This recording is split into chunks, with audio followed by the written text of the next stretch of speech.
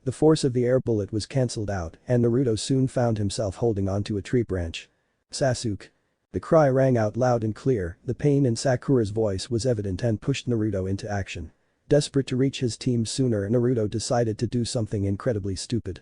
After each chakra-enhanced jump, he used Shinra Tensei on the tree branch, using his foot as the release point. After 3 Shinra Tensei jumps he crashed headfirst into the clearing, where he watched a pale-faced man or woman, he couldn't tell at his angle, sink his or her teeth into Sasuke's neck. He quickly scanned the area for his other teammate and soon located her. Sakura was holding her side and leaning against a tree, she looked very exhausted and very injured. Each of her legs had several deep gashes that prevented her legs from supporting her weight. Her arms were cut and singed while a single kunai protruded from her shoulder. She was helpless in this situation and could only watch as Sasuke fought a very one-sided battle. The clearing sported several new gashes in the earth and plenty of fresh burn marks, the smell of burning flesh and burnt wood permeated the air in some sort of sick mixture of nature and death. The teeth were removed from Sasuke's neck as the mouth opened so the head could return to its normal position. Sasuke cried out in pain and fell to his knees while trying to cover his neck and tear the new marks out that were causing him such pain. He continued to try both of the actions before his eyes widened. His overly large pupils shrank to almost nothing in an instant and Sasuke fell face first into the earth and stayed there in an unmoving heap. You fucking team. What did you do to Sasuke? Naruto brought his furious gaze to rest on the eyes of the pale, half-melted face that belonged to what he assumed was a guy. The pale-faced genin licked his or her lips with an unusually long tongue. TSK Naruto-kun. Why weren't you here sooner when I was giving Sasuke-kun his gift? You're too late to get yours. Maybe another time Kukuku. Still laughing, the pale team sunk into the ground and disappeared from sight. Naruto felt the evil aura and killer intent that flooded the area vanish, along with the strange grass shinobi. Page Bunshin no Jutsu. 11 more Narutos poofed into life and set out on their tasks. One went to go gather up Sasuke and check his vitals, while 8 more took up watch and disappeared into the leaves. The final 2 had split up the task of finding somewhere to hide and leapt into the trees before disappearing into the forest in 2 different directions. The real Naruto quickly made his way to Sakura and began to treat her wounds. The kunai was deeply embedded in her shoulder, the handle being the only exposed part of the weapon. Sakura was breathing hard while she tried to do some basic combat first aid to stop or reduce the amount of blood she was losing from several deep slashes and cuts. Naruto felt like he was being stabbed in the stomach repeatedly as he saw her constantly wincing in pain. Naruto, could you please grab my pouch? It should have my medical kit inside. I lost it over in those bushes you came through when we fought. Whatever that shinobi was. Naruto quickly stood and began to search for the lost pouch. During his search one of his 2 scouting shadow clones dispelled. The memories flooded his mind and he quickly sorted out what the clone wanted him to see. He grinned at his clone's find and redoubled his efforts to find the pouch. After another 2 minutes of frustrating searching he threw his hands up and groaned. Tilting his head back he caught sight of glinting metal. Upon closer inspection he realized it was a kunai pinning Sakura's pouch to the tree. He sprinted up the tree, grabbed the pouch, and hurried back to Sakura. She instantly smiled upon his return and her smile only grew once he produced her pouch. Several minutes later and plenty of tape, gauze, and thread in the case of the shoulder wound, Sakura was able to bear the pain of standing. Naruto had the shadow clone grab Sasuke as he stuck close to Sakura in case she collapsed. Their progress was painstakingly slow and Sakura kept apologizing for slowing them down. Finally Naruto decided to try something to speed them up. Sakura-chan. The blonde turned his head to face the Kunoichi as they took another quick break. Nani? Sakura turned her head to show that he had her attention. Do you trust me? He fought back the sly grin that threatened to reveal his plans. What kind of question is that? We're teammates, of course I trust you. Why? Sakura still didn't get where he was heading with this. After a few moments of thinking, Naruto smiled and nodded his head. Good. Well, I guess we better get going now. Sakura went to stand when she suddenly found herself being swept into a pair of white-clad arms. She found herself staring into his blue, rippled eyes. He didn't bother deactivating his eyes since he had an advantage to keep them going. It wasn't like he was losing chakra either. Since his eyes had been changed, his new eyes were his natural eyes, so he wasn't using chakra to maintain something natural. She quickly realized that she was getting lost in his deep blue eyes and instead focused on the fact that he was carrying her. Naruto, I can walk on my own. This is much faster. Don't worry, you said that you trusted me and I'm not about to betray that trust. So just sit back and enjoy the ride. He gave Sakura a warm smile before he refocused his attention on jumping through the trees. To her credit, she didn't even lose her temper once. She snuggled into his chest and the exhaustion of the fight finally caught up with her. "Thank you, Naruto-kun." Then flashback. After that Naruto had decided to head for the tower. He found the other scroll they needed and went straight for the tower. They were the first team to arrive. Upon arrival, Naruto sent Sakura and Sasuke to the infirmary. He then found Kakashi in the room assigned to Team 7 and reported the run-in with the grass shinobi. After that, Naruto hadn't seen any of his teammates until today. He had spent most of the time trying to evaluate the relationship between Sakura and himself. The results of said self-evaluation was frustrating and confusing, so he stopped thinking about that. Instead, he took the rest of the time to hone his mastery of his Taijutsu. During one of his meditation sessions, he stumbled across another memory of the Rakuto Sennin and finally learned the name of his eyes. The sage called them the Eternal Manjikyo Rinnegan. Naruto decided that the name was too long and began to think of another. He was still thinking. He let out a frustrated sigh at the confusing thoughts he was having and began to glance around. He noticed that the Suna team didn't have a scratch on them. He felt a strangely familiar pull when his eyes locked with the redhead. It was unsettling thinking that he knew the boy without actually ever meeting him. He gave his head a quick shake and continued to scan the group. His eyes finally settled on Kabuto's back. His previous suspicions were still fresh in his mind. He remembered the cards that Kabuto had and how much information was on them. When Sasuke asked about Naruto, Kabuto produced the requested card. At the angle Naruto had been standing, he was able to see the card before it was revealed. He had quickly snatched the card and burnt it to ensure his secret wasn't revealed. A secret that his teammates didn't know much about. In fact, even the third Hokage was still in the dark about it. He had lied to Kakashi when the one-eyed Jounin had confronted him and was still barely maintaining the shroud of secrecy around his eyes. The same shroud that he highly doubted would remain after today was over.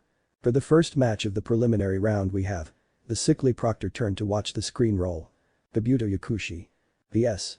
Hiba Inuzuka. Naruto grinned. The preliminaries were finally beginning and he wanted to have fun. Naruto was extremely disappointed. He had been matched up against a puppet user from Suna, Kankuro. The fight was fast. Really fast. Naruto had opened with a barrage of wind bullets that were strong enough to punch holes through the puppet. Naruto had quickly followed up by using the bullets for cover to reach Kankuro. After that it was as simple as holding his sword to the boy's throat and it ended the match. He didn't even get to use his eyes. The final lineup was determined by drawing a slip of paper with a number on it. The lineup went as follows. Naruto Uzumaki vs Kabuto Yakushi. Arano Sabaku vs Asuka Uchiha. Rock Lee vs Niji Hyuga. Hinata Hyuga vs Sakura Haruno.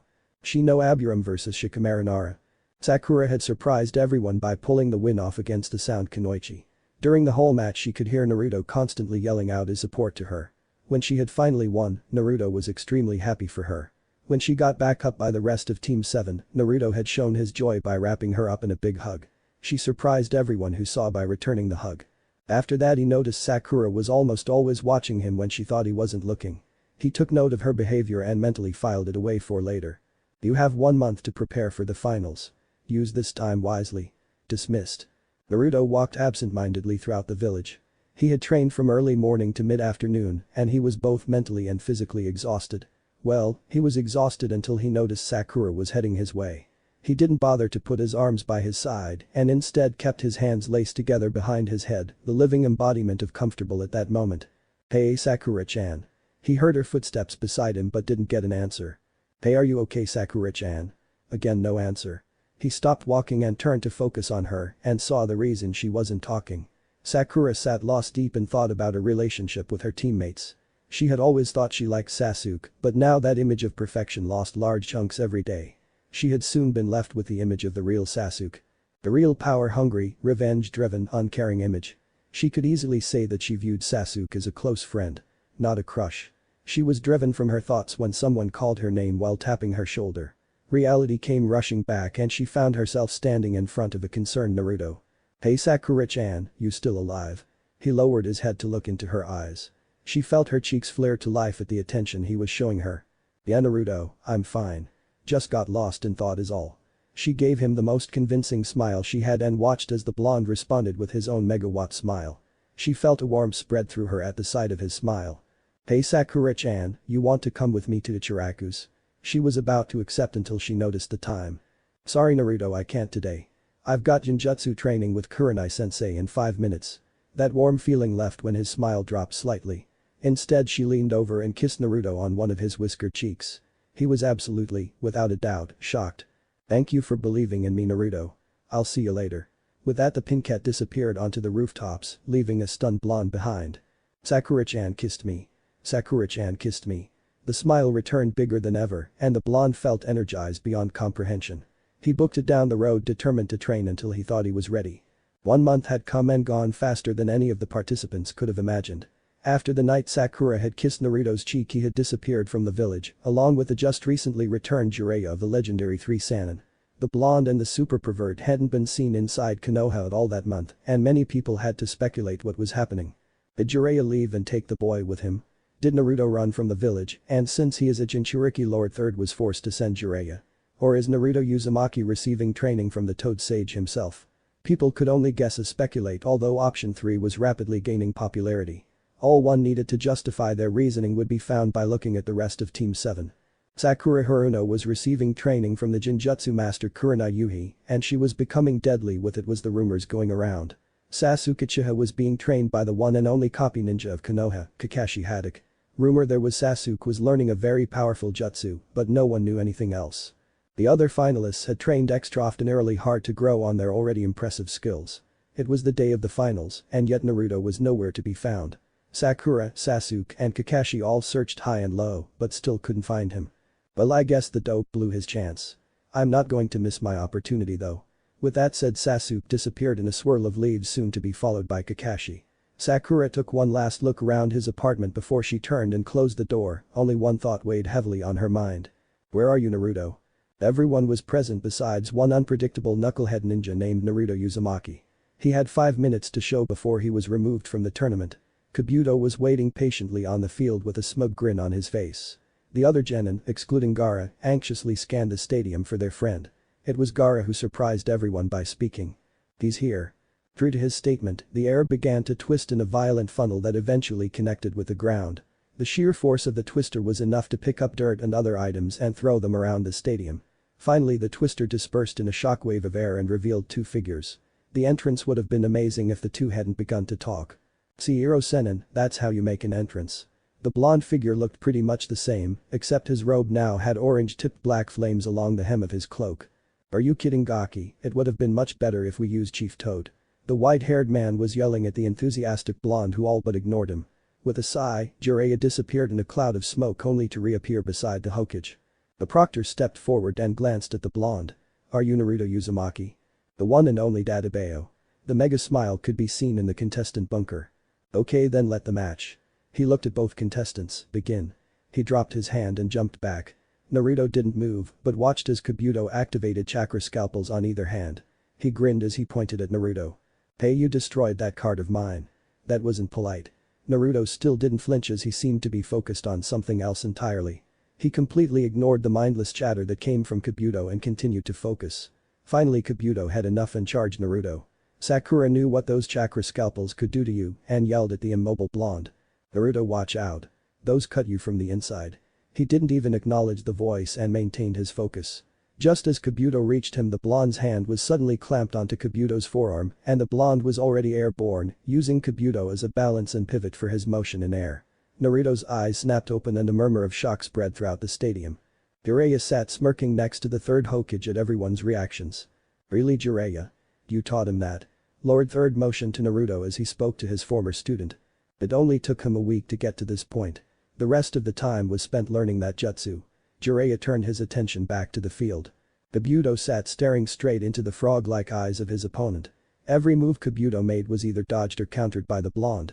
Kabuto slashed at his face and missed only to be hit by a blast of chakra-guided air. "That is frog kumite." The blonde stood proudly where he was. Kabuto realized that he was getting nowhere fast with attacking. Well. You have certainly improved, Naruto-kun. If only I had my card to mark your progress." Kabuto smirked while Naruto rolled his eyes. "That card held secrets about me that not even the third Hokage knows yet. Along with the fact that it almost revealed who my parents were. Don't get me wrong, I can't wait to meet my parents, but not because of some stupid card." "Well, you didn't need to burn it." He smirked even more as he said his next words. "I guess that's what happens when you don't have good parents." The hand was around his throat before the air rustled to signify that he moved. Kabuto smiled at how perfect it all just went. "What? Did you?" Just say the yellow flashed dangerously red and a continuous flicker was seen between yellow and red. As much as I'd like to chat, my master ordered me to kill you so Sasuke-kun wouldn't have to worried about being pursued. Before Naruto could say his question he felt Kabuto's fingertips come to a rest directly over his heart before moving in an X pattern. Naruto's grip loosened and he stumbled backwards. He stared blankly at Kabuto before a little stream of blood flowed out of his mouth. Kabuto quickly closed the gap and began to slash away. Finally he stopped, turned around, readjusted his glasses, and listened to Naruto's body hit the ground with a satisfied smile. Proctor, Naruto Uzumaki is dead. Naruto floated in the blackness and watched clips of his life go flying by. He seen the picture with Team 7 and tried to grab it only for it to burn up.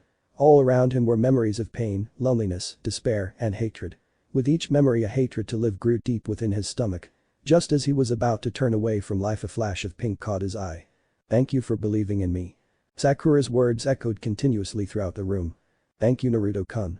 That hatred was now replaced by the love of the pink-haired Kunoichi. Kick his ass Naruto. Shanro. The preliminary round had brought out a little inner Sakura with that outburst. Suddenly, life didn't seem so bad. His resolve locked into place as he gently rubbed the area she kissed. I'll live for Sakura-chan. Everyone just stared at the lifeless body of Naruto Uzumaki. They had all heard Kabuto's declaration, but they refused to believe it. Sakura was in tears when she felt a dam burst. Naruto Uzumaki. Don't you dare die and leave me alone with Sasuke. Who else will tease the emo out of him? Who else will play all of the pranks around here? Who else will constantly support the friends you have? And who else will declare their eternal love for me? Sakura finished with tears blinding her. Even Sasuke had silent tears running down his cheeks at the sight of his surrogate brother lying dead in the dirt. Many people in the audience had heard Sakura's outburst, and many began to realize how much of an impact he had around Konoha. Sure he generally made life miserable, but it was a fun carefree kind of miserable. Some even chuckled as they recalled the blonde's antics. Sakura never heard anything. All she felt was the hand come to rest on her cheek and the thumb wipe away the tears. Don't worry Sakura-chan. I'll be here to do all of that and more. With a gasp, everyone realized that Naruto was balanced on the railing in front of Sakura. Now please stop crying. I hate to see your tears. She nodded dumbly and Naruto grinned before he turned his attention to the visibly pale Kabuto. Kabuto Yakushi, Naruto began, his voice echoing through the stadium, you have stolen secrets from Konoha that could be the difference of life or death for this village. I have also directly observed you in a meeting with Orochimaru himself. As a witness to these events I stand as a self-made executioner. It doesn't help you that you've already insulted my parents. For these crimes I will follow through on your execution. Still reeling from being exposed as a spy, Kabuto reactivated his chakra scalpels and prepared to finish the job. Naruto's eyes flared to life and the ripple pattern shot out of his now blue eyes. 3 Tomo took up their position on the first ripple, except something else began to happen. Out of his pupil shot 3 more Tomo that took up positions on the next ripple, directly diagonal to the corresponding Tomo in the first 3. The diagonal pattern was set to head towards the edges of his eyes. Kabuto gulped as he took several involuntary steps back. Behold what you tried to expose Kabuto. This is a power that has been unseen since the Rakuto Sennin became the Jinchuriki to the Gyubi. Behold the eternal Manjikyo Rinnegan. The Uzumaki stood and lifted his head proudly so all could see. The blonde, now finished with his speech, looked down at the trembling Kabuto. Time to die. Naruto charged the stumbling spy and began to barrage him with a mixture of taijutsu and ninjutsu. He formed a ninjutsu from each of the 5 different nature manipulations. Kabuto ducked under the hammer fist only to have a third arm smash him in the jaw. Naruto quickly transformed the third arm into a blade and severed the tendons on the inside of Kabuto's knees, forcing the man to a kneeling position. The third arm disappeared and Naruto's right hand transformed into a cannon which he then pointed at the back of Kabuto's head. Kabuto Yakushi, I give you one more chance. What is Orochimaru planning? Naruto let his aim fall to Kabuto's chest area. I don't know what you're talking about Naruto-kun. Kabuto let out a dark chuckle until he heard Naruto speak. Asura attack.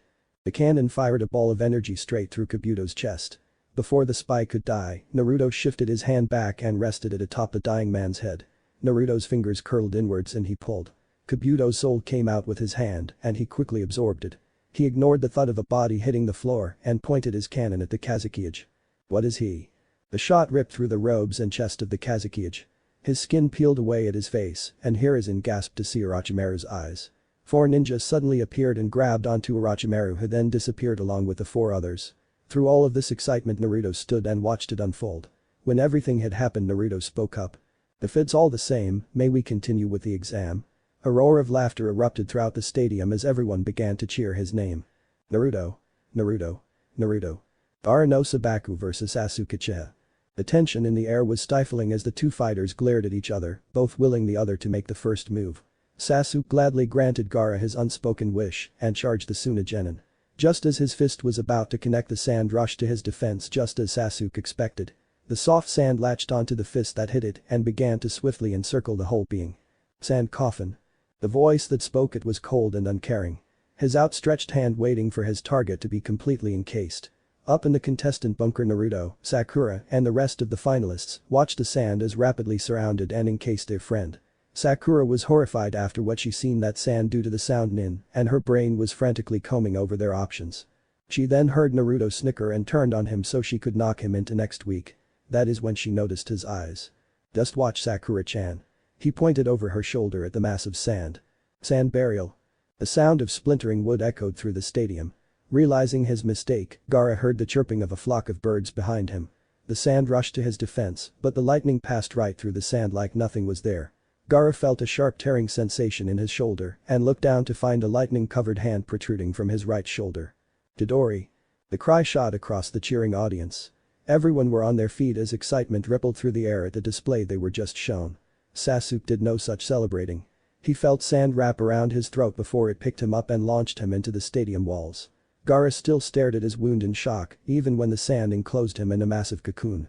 The cheering stopped and was replaced by a murmur of curiosity. The eye that floated above the cocoon was unnerving to many and was faced in the direction that Sasuke had been thrown in. The eye was locked onto the crater in the wall. Sasuke, you have to stop this now. Naruto's voice rang clear throughout the stadium and many people dismissed his fears. The eye turned towards Naruto for an instant before movement in the wall recaptured its attention. Sasuke pulled himself out and leaned against the wall, bent over and spitting out blood. He knew he had a concussion from slamming into the wall that hard but instead focused on this final move. He had just enough chakra for it and he was determined to make it count. He took off at a run, hugging the wall as he built up speed. The whole time he concentrated chakra into the palm of his hand.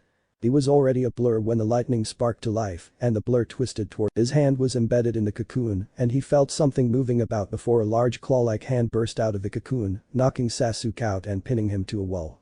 The hand was left there and a new one took its place. Shukaku. The one-tailed demon is released. Naruto ran and jumped onto the railing before he turned and faced the other finalists. Stay out of this fight. You will only end up dying. With that he jumped into the arena just as the cocoon broke apart and formed a tail on Gaara. The crazed genin spun around to face the interruption. Once his eyes locked onto the ripples in Naruto's blue eyes he began to salivate and he smiled like a crazy man smiles at his next victim. You? I've been waiting for you. The voice sounded half demonic and the star-shaped eyes held Naruto's gaze. Shukaku, release this boy from your control. Naruto's voice held a commanding tone and signaled no fear towards the transforming boy. The genin brought his one free hand up like he was thinking before he smiled. No. Like a dam had broken, massive amounts of sand rushed at the transforming boy and attached to his body. Naruto watched as the sand grew higher and higher before it filled out into Shukaku's form. The body solidified and finally the mighty demon was free. Screams ripped through the air as people tried to escape only for a dome of sand to spread out and encase the stadium. I want all of these people here to watch as you fail to protect them. Then they all get to die. Shukaku's laugh was full of amusement at his own plan. He laughed even harder when the blonde at his feet sighed and began walking away from him. Shukaku watched on in amusement as the boy stopped and slammed his hands together. The following words immediately stopped the demon's laughter and replaced it with fear. Guchius. Jito Meizo. The ground began to rumble and a massive statue began to rise up from the ground. Its eyes were blindfolded and it roared at Shukaku. The demon nearly trembled in fear. What are you doing, kid? Shukaku took several instinctive steps back as he tried to put more distance between him and the statue. I'm going to seal away your chakra until you give total control over to the child. With that Naruto made a hand seal and a blue aura surrounded Shukaku. The demon watched as his own red chakra was pulled into the open mouth and began to panic. He finally cried out. Okay. You win. The blue aura faded and beneath the blindfold, one eye was halfway open. I guess you really are the next Rakuto Sennin. Everyone was dumbfounded to hear that statement from one of the legendary Biju. Did Naruto really just beat a tailed beast? True to his word, the sand fell away and Gaara's weakened form began to fall. Bansho Tenin. Gaara felt himself get pulled into the open hand of Naruto Uzumaki. He couldn't help but think, is this how it ends? He felt the claw-like hands on his stomach twist and it was like a huge weight was lifted from Gaara's shoulders. What did you just do? Gaara gazed at the blonde with curiosity. I sealed away Shukaku. If you ever need him his chakra is still there, but now you must voluntarily relinquish control for him to take over. Naruto smiled at the redhead, but before he could say any more Baki appeared and grabbed Gaara. Gaara was about to protest when they disappeared. But Naruto had heard Gaara's last words. Thank you Naruto Uzumaki. You know what sucks about this whole thing? What could possibly suck? You've made it so that people don't actively beat you and call you a demon child. I say again what could possibly suck? I didn't get to kick the team's ass. That's because he was hospitalized with a major concussion. Let's also not forget that the hand pinning him down had been constricting the entire time, so his chest and ribs are seriously damaged. Good point Sakura-chan. Well guess I'll just kick his ass when he gets out. Naruto adopted his smile once again as him and Sakura walked down the street. Naruto Uzumaki you are an unbelievable baka. Sakura mumbled into her palm which was pressed firmly to her face in light of Naruto's latest stupidity. Naruto just chuckled and continued walking. He examined his walking companion out of the corner of his eyes. Ever since her motivational speech at the Chunin exams, she had spent a lot more time with him. Not that he was complaining, it just seemed out of character for her. He did a mental shrug and kept walking. He was about to ask her something when his super pervert of a teacher landed in front of him. Hey Gaki, pack your bags. Jiraiya's eyes lingered on Sakura's slim figure. Oh, she will be worth researching when she gets older. Maybe when we get back. What for Iro Sennin? I told you not to call me that. As for your question, we are leaving on a 2 or 3 year training trip. We need to get you ready for them. Naruto knew this had been coming and dropped his hands from their relaxed position. Sakura's head was reeling with questions. How long do I have? The blonde looked close to depressed. He didn't want to leave now considering everything with Sakura, but he had no choice. 30 minutes. See you at the front gate. The pervert disappeared in a cloud of smoke. Well Sakura-chan, I guess this is goodbye. For 2 years. Sakura gave Naruto a hug before he too vanished. He knew he had to leave then otherwise it would become too hard to leave. Front gate. Naruto was beside Jiraiya as they exited Konoha. They both walked in a different kind of silence. Jiraiya was quiet as he planned what they would do for the next 2 years. Naruto walked silently out of a growing depression. Leaving now meant Sakura had 2 years to build a relationship with Sasuke. Naruto knew he had lost. At least, he thought that until a familiar voice rang out. Naruto wait. The blonde's ear perked up and twisted around to see Sakura come up to them. She couldn't stop the blush from growing and decided to act quickly. Sakura-chan, what are you? His question was cut off. By her lips. The boy was shocked to the point of immobility as he felt her soft lips against his. She pressed a little harder before she pulled back to look into his wide eyes. I know you've always loved me, and I know this is a little late, but I want you to know that I am waiting for you. For now that kiss will have to do. The shell-shocked genin snapped out of his comatose-like state and nodded while smiling his biggest, most heartwarming smile. Goodbye Naruto-kun. And just like that the pinket was gone. Naruto heard Jiraiya snicker and turned around. Well. It looks as though someone just had their first kiss. Naruto let the realization sink in before he shouted one word that was loud enough for the whole village to hear. Yadeaya. To Naruto. Hey Naruto, it's been a few weeks. I already miss you. Life has been way too quiet without you here. Our friends still don't know about us though I kind of figured you should announce it with me. Also everyone is still talking about someone shouting Yada loud enough for the whole village to hear. I'm so glad I wasn't next to you when you did that. Sasuke has nearly made a dull recovery, but Lee was hurt really bad in a recent mission. He still hasn't woken up and it has been a week. I hope to hear from you soon. Love. Sakura.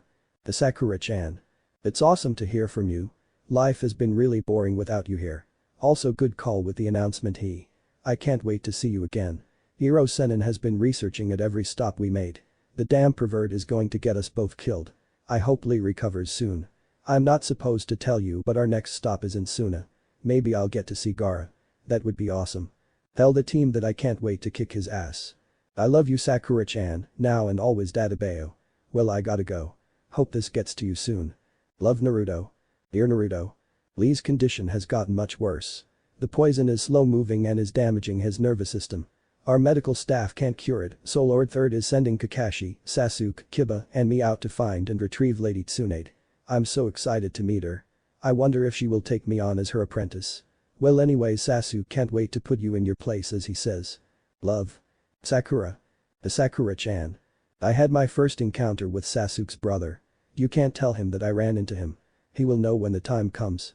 Good luck on your mission. Well, I should be saying good job on the successful mission. News spreads fast, and everyone is talking about how a team of Konoha shinobi convinced Tsunade-sama to come back. Love. Naruto. The Naruto. He left. Sasuke left. He was acting so strange. I should have noticed. I should have stopped him. He injured a lot of our friends. 4 sound shinobi came for him, but he killed them. He left and. Oh god, it's just so horrible. Izuma and Kotetsu were both injured trying to stop him. The night he left. He tried to kill me. He kept talking about severing all bonds. And he's going to kill you. I heard him say that after he stabbed me. I'm writing to you from the hospital. Please. Be careful. Love. Sakura. To Naruto. It has been several months since your last letter. I'm starting to get concerned. I've been training under Tsunade-sama in medical ninjutsu. It turns out I'm a natural at it. Please write back, Naruto, I'm worried about you. Love. Sakura. To Naruto. I have terrible news. Lord Third is dead. Sasuke and Orochimaru attacked last night. Orochimaru erected a barrier and left Sasuke to fight us off. Sasuke. He has become so strong. It's not human. He is still after you. Please be careful. Love. Sakura. Sakura gazed at the last letter Naruto had sent 2 years ago. Tsunade had been initiated as the 5th Hokage, and Sakura had been busy making her mark in the field of medicine.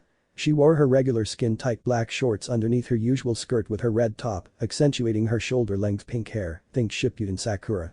She was currently on her way to meet Tsunade to see what she was called for. She tore her gaze away from the letter and placed it in her tool pouch for safekeeping. She let out a sad sigh as she climbed the stairs to the Hokage's office. Damn paperwork. Crash damn desk. Sakura shook her head and opened the door to see Tsunade's desk was broken in half and paperwork was everywhere. Shizune looked more shocked than Tsunade. Shizune, you realize that the last stack of papers you just put on here just broke my desk, right? Shizune nodded dumbly while gazing at all of the fluttering papers. Are you trying to assassinate me, Shizune? Cause if your paperwork is a cruel and sick way of doing it. Sakura decided to clear her throat to announce her presence. Tsunade shocked Sakura by crossing the distance in the blink of an eye. Let's talk on the roof. Sakura nodded and followed her teacher to the roof. Sakura was still puzzled by the summons. It was obvious that this wasn't a mission, so that could only mean it was a request that was personal in nature. They finally reached the roof and Tsunade began to pace while thinking of what to say. What is it, Tsunade-sama? Sakura was slightly concerned about her teacher, but Tsunade replied without thinking. It's about Naruto. Right away Tsunade knew she had to keep talking when Sakura's expression became Philex with concern. He is coming home in a few days. He is also bringing some people that. Well. I don't know what to think about it. You try to figure it out. Tsunade huffed as she dug into her pocket and shoved a letter into Sakura's waiting hands. She skimmed over it and her breath caught in her throat. He was coming home. Dear Sakura-chan. I'm so very sorry that I haven't responded to your letters. I have made friends with a group of former enemies, so I've been training with them. One even has the Rinnegan like me. The group's name is the Akatsuki. They were former Bijuu hunters and one still is. However, he left when they agreed to come with me. Anyways, I'm on my way back as I write this, so expect me soon. Love. Naruto, the new Rakuto Snin, that's what they call me. It's so awesome, Dadabeo. It has been 3 days since Naruto sent that letter. It now marks the 3rd day that Sakura was found waiting near the gate, anxious for her. Well, her boyfriend, to come home. This behavior was once considered normal for the Pinket, but ever since she began training under Tsunade, she had developed into a strong and confident shinobi. Many people would hardly agree with the strong part of that statement. So, considering who she has become, this behavior was looked upon as quite strange for the girl. Hey Sakura. Still waiting? She turned to the sound of Izuma's voice. He looked at her with the tiniest of traces of sorrow. He was sad that the girl kept waiting after her shift at the hospital was over. She was waiting for someone that could show up anywhere between now and next month. Still, he tried his best to keep her entertained. His partner was still in therapy from his injuries. That run-in with Sasuke had nearly cost them their lives. Yeah. I know that he will be back soon. I don't know why I do, but that doesn't change the fact that I do. How about you? How are you and Kotetsu doing? Sakura remembered how badly wounded those two had been. After she was patched up, those two had been rushed in for emergency treatment. I'm a lot better thanks to you. I still can't thank you enough for helping me when those complications arose. As for Kotetsu, he has definitely seen better days, but he is a lot better than he was right after that Chidori was rammed through his stomach. Hopefully he'll be out of therapy soon. Izuma didn't notice he was rubbing his arm where the bone had been snapped. He still felt a shiver run down his spine when memories of the bone jutting out of his skin would pop into his mind. The boy had been ruthlessly efficient. Well, that's good to hear. Sakura continued talking and was too absorbed in the conversation to notice the group of people coming into view. It wasn't until Izuma suddenly smiled and pointed behind that she turned towards the gate. In the distance she seen several figures all led by two people. As the group came into view, Sakura smiled at the sight of the wild, untamed blonde hair and the spiky white hair that the two people sported. Naruto. Seriously, how far away is this place? Madara, if you don't shut up, I'm going to Shinra Tensei your ass back to Iowa. Naruto had just about enough of Deidara's bitching and moaning, which had started back at the border of the Fire Country. He was very happy that they had all joined his cause, but even his patience has a breaking point, which Deidara was fast approaching. Whatever. The other blonde shrugged and continued walking. Nagato sighed at Deidara's actions. He had long become used to this kind of behavior from the explosives expert. He went back to thinking about his decision to join his long-lost cousin in achieving his goals. Their goals were somewhat the same. Collect Bijuu chakra. However, Naruto wanted the Bijuu to volunteer and he only took a fourth of the Bijuu's chakra. He had originally joined to trick the blonde and extract the Kyuubi, but over time his plan crumbled as the young man gave him no opportunities to carry out his plan. He was also surprised at how successful his method was working so far. They had been able to collect chakra from the Hachibi, the Rikubi, the Nibi, and the Sanbi, otherwise known as Jayuki, Seiken, Matatabi, and Asobu. He also had already obtained some of Shukaku's chakra. Once inside the statue, Naruto let the clone of the Bijuu grow out of the chakra that they had. The plan was so simple, obviously created with little thought or planning, yet the perfect person needed to pull it off was leading the effort. Thank God we're finally there. Deidara's outburst jogged Nagato from his thoughts, and he looked up to see the walls of Konoha looming ahead. He was relieved to see the end of their travels was in sight. Naruto had seen two people by the gate, but from this distance he couldn't make them out. One was standing and was clearly talking to the one that was seated. He could only assume that the seated one was either Izuma or Katetsu, but he couldn't make out what they looked like yet. The standing one was clearly a female if the long legs were any kind of a giveaway. Once they got closer, he seen the sitting one point at his group. He could finally tell that it was Izuma, yet the other person had their head done, so he couldn't guess who she was based on her hair color. As soon as Izuma pointed, the girl's head snapped up and a massive grin spread across Naruto's face. Pink hair. They were close enough now where Naruto could see the joy-filled smile on her face, and his grin grew into a full-blown smile. He picked up his pace as he approached the gate and was now in a brisk walk. He was within 10 yards of the gate when Sakura ran out and caught him in a hug. He quickly wrapped his arms around her and pulled her as close as he could. Naruto was now a head taller than Sakura and was much more muscular than he was when he left. He still sported that lean figure, but his muscles were very clearly defined and Sakura could feel them ripple underneath his robes. The boy sported the same clothes he did in the Chunin exams. Sakura remembered how Naruto explained that his clothing and weapons were made to grow for the user as they grew. The magatama on his chest were still visible for all to see, and he now sported 2 tattoos, one on each wrist, that Sakura instantly recognized as sealing kanji. She also noticed that Naruto now kept his eyes on and didn't even bother to try to hide them. Naruto cut her observations short when he bent down slightly and captured her lips with his own. She melted against his body and returned the kiss with all of the built-up emotions from over the years. "Well, Naruto, how kind to introduce us before you go off and make out with your girlfriend," Kisame said with his shark-like grin that was almost always on the man's face. "Yeah.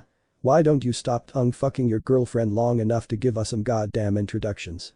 Hayden stated, which transformed Naruto's embarrassed and blushing face into one of annoyance. "Seriously, Hayden, shut the fuck up. There is a lady present," Naruto yelled at the scythe-wielding man. "Hypocrite." Deidara masked his response quite unsuccessfully with a cough. Naruto glared at the group behind him. Most were grinning while a few looked fairly amused. One looked indifferent. He spotted Jiraiya scribbling notes in his damn research notes. "Sakura, this is the Akatsuki. Akatsuki, this is Sakura. There you go. Introduce yourselves later." Naruto picked Sakura up bridal style and disappeared, leaving the Akatsuki to be processed with Jiraiya's help. "Naruto, you need to see the Hokage first. Report in before you do anything else." Sakura was back on her own 2 feet and had her hands resting on her hips in an annoyed stance. Naruto gave in but grumbled as they walked. He noticed the villagers mostly hated him still, that much was obvious by the glares he was all too used to. What surprised him was the approving looks he occasionally got. It puzzled him because he had never been on the receiving end of that kind of emotion when he interacted with the villagers. They finally reached the steps that lead up to the Hokage's office when he noticed a vaguely familiar face carved into the Hokage monument to signify the 5th Hokage. He was still racking his brain to think of where he knew that face from when he threw open the office door. He immediately recognized the woman behind the desk. "You." Naruto pointed at her in shock, which was met by a look of amusement. "You're Tsunade, I always called you Bachan." The tick mark on her forehead showed annoyance at the nickname, but she just ignored it. "Yes, Gaki. I am Tsunade Senju." The familiarity between the two threw Sakura off. "Wait, you two know each other?" The pink-haired Kunoichi was clearly shocked. "Yeah." To make a long story short, she healed me after some training went wrong and Iro-Senin was off doing his research. Naruto returned to his normal attitude and spoke like he knew Tsunade all of his life. "Well, Bachan, I have plans, so I thought I would stop by and check in. See ya."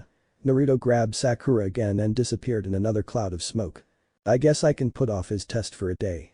Kakashi, you're dismissed."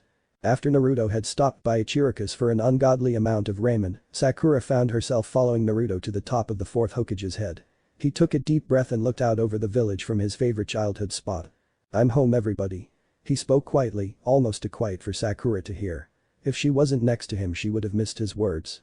After a few minutes spent in silence, Naruto turned his smile on Sakura. "I've missed you so much, Sakura-chan. It was hard being out there without you." His hand encased her own as he spoke. His words were filled with the love that he had been forced to contain for so long. Sakura smiled and hugged the blonde while she spoke.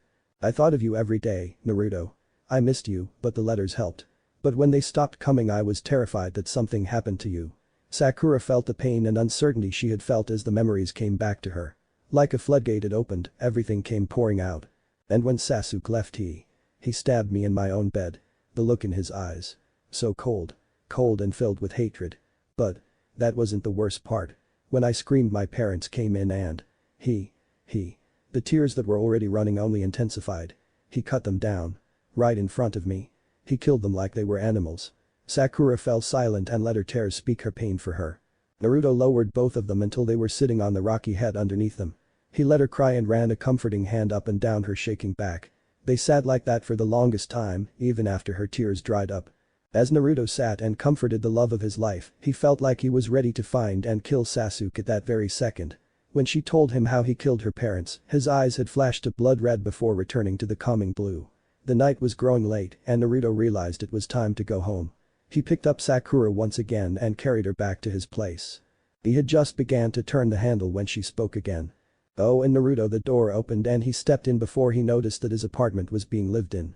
I kinda moved in.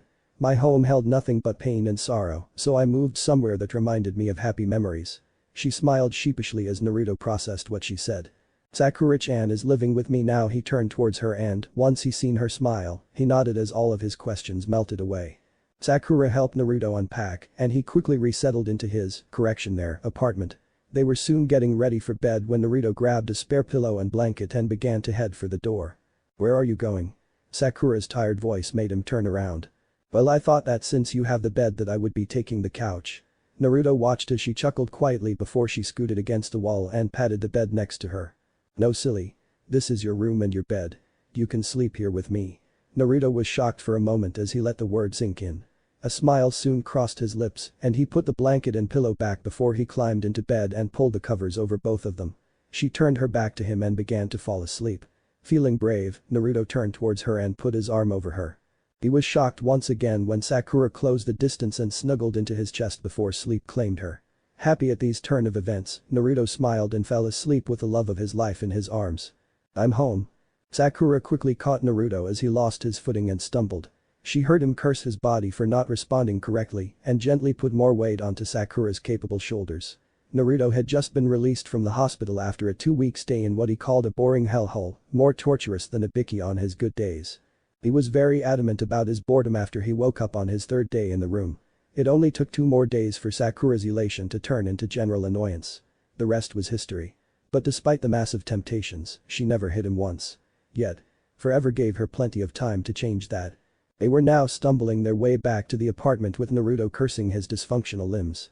Naruto felt embarrassed that he, the reincarnation of the Rakuto Senin, was being supported by his girlfriend back to his own house because he was stupid and dropped his guard for the few seconds that bastard needed to seriously hurt him.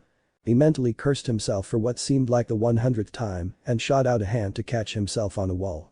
"Come on, Naruto. We're almost home." Sakura's gentle encouragement helped him push off of the wall and stagger the rest of the way home. He threw open the door, limped his way to the bed, and collapsed in a heap. "Sasuke, I'm going to kill you for what you have done." He clenched his hands tightly and thought about his sensei. Kakashi was in critical condition and needed a new lung. His former lung was too damaged by the Chidori and could no longer function correctly. Yet through it all Kakashi persevered. The one-eyed Jounin refused to give up. Then there was Sakura. Whatever happened there had put her in a catatonic state until Naruto woke up. When his blue eyes fluttered open she surprised everyone by jumping up and hugging him to her chest.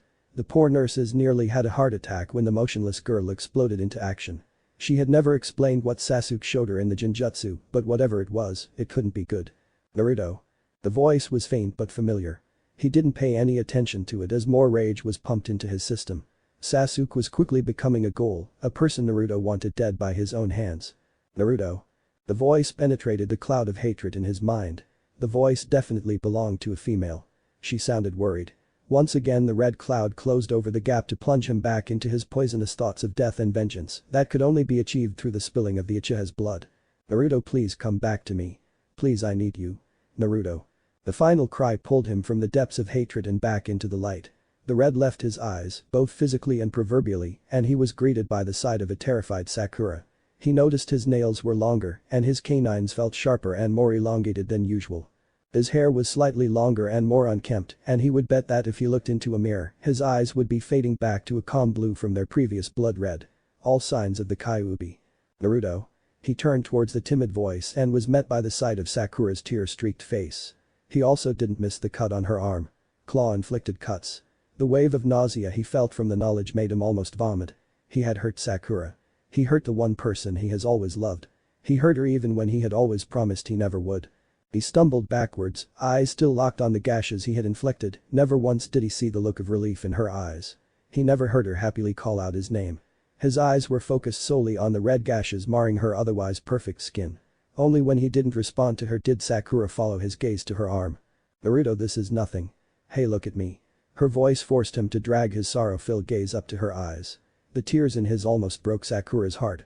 "I hurt you. I did that to you, Sakura." The lack of the honorific at the end of her name hurt when it came from Naruto. It also told her how much pain he was feeling for what happened when he wasn't in control.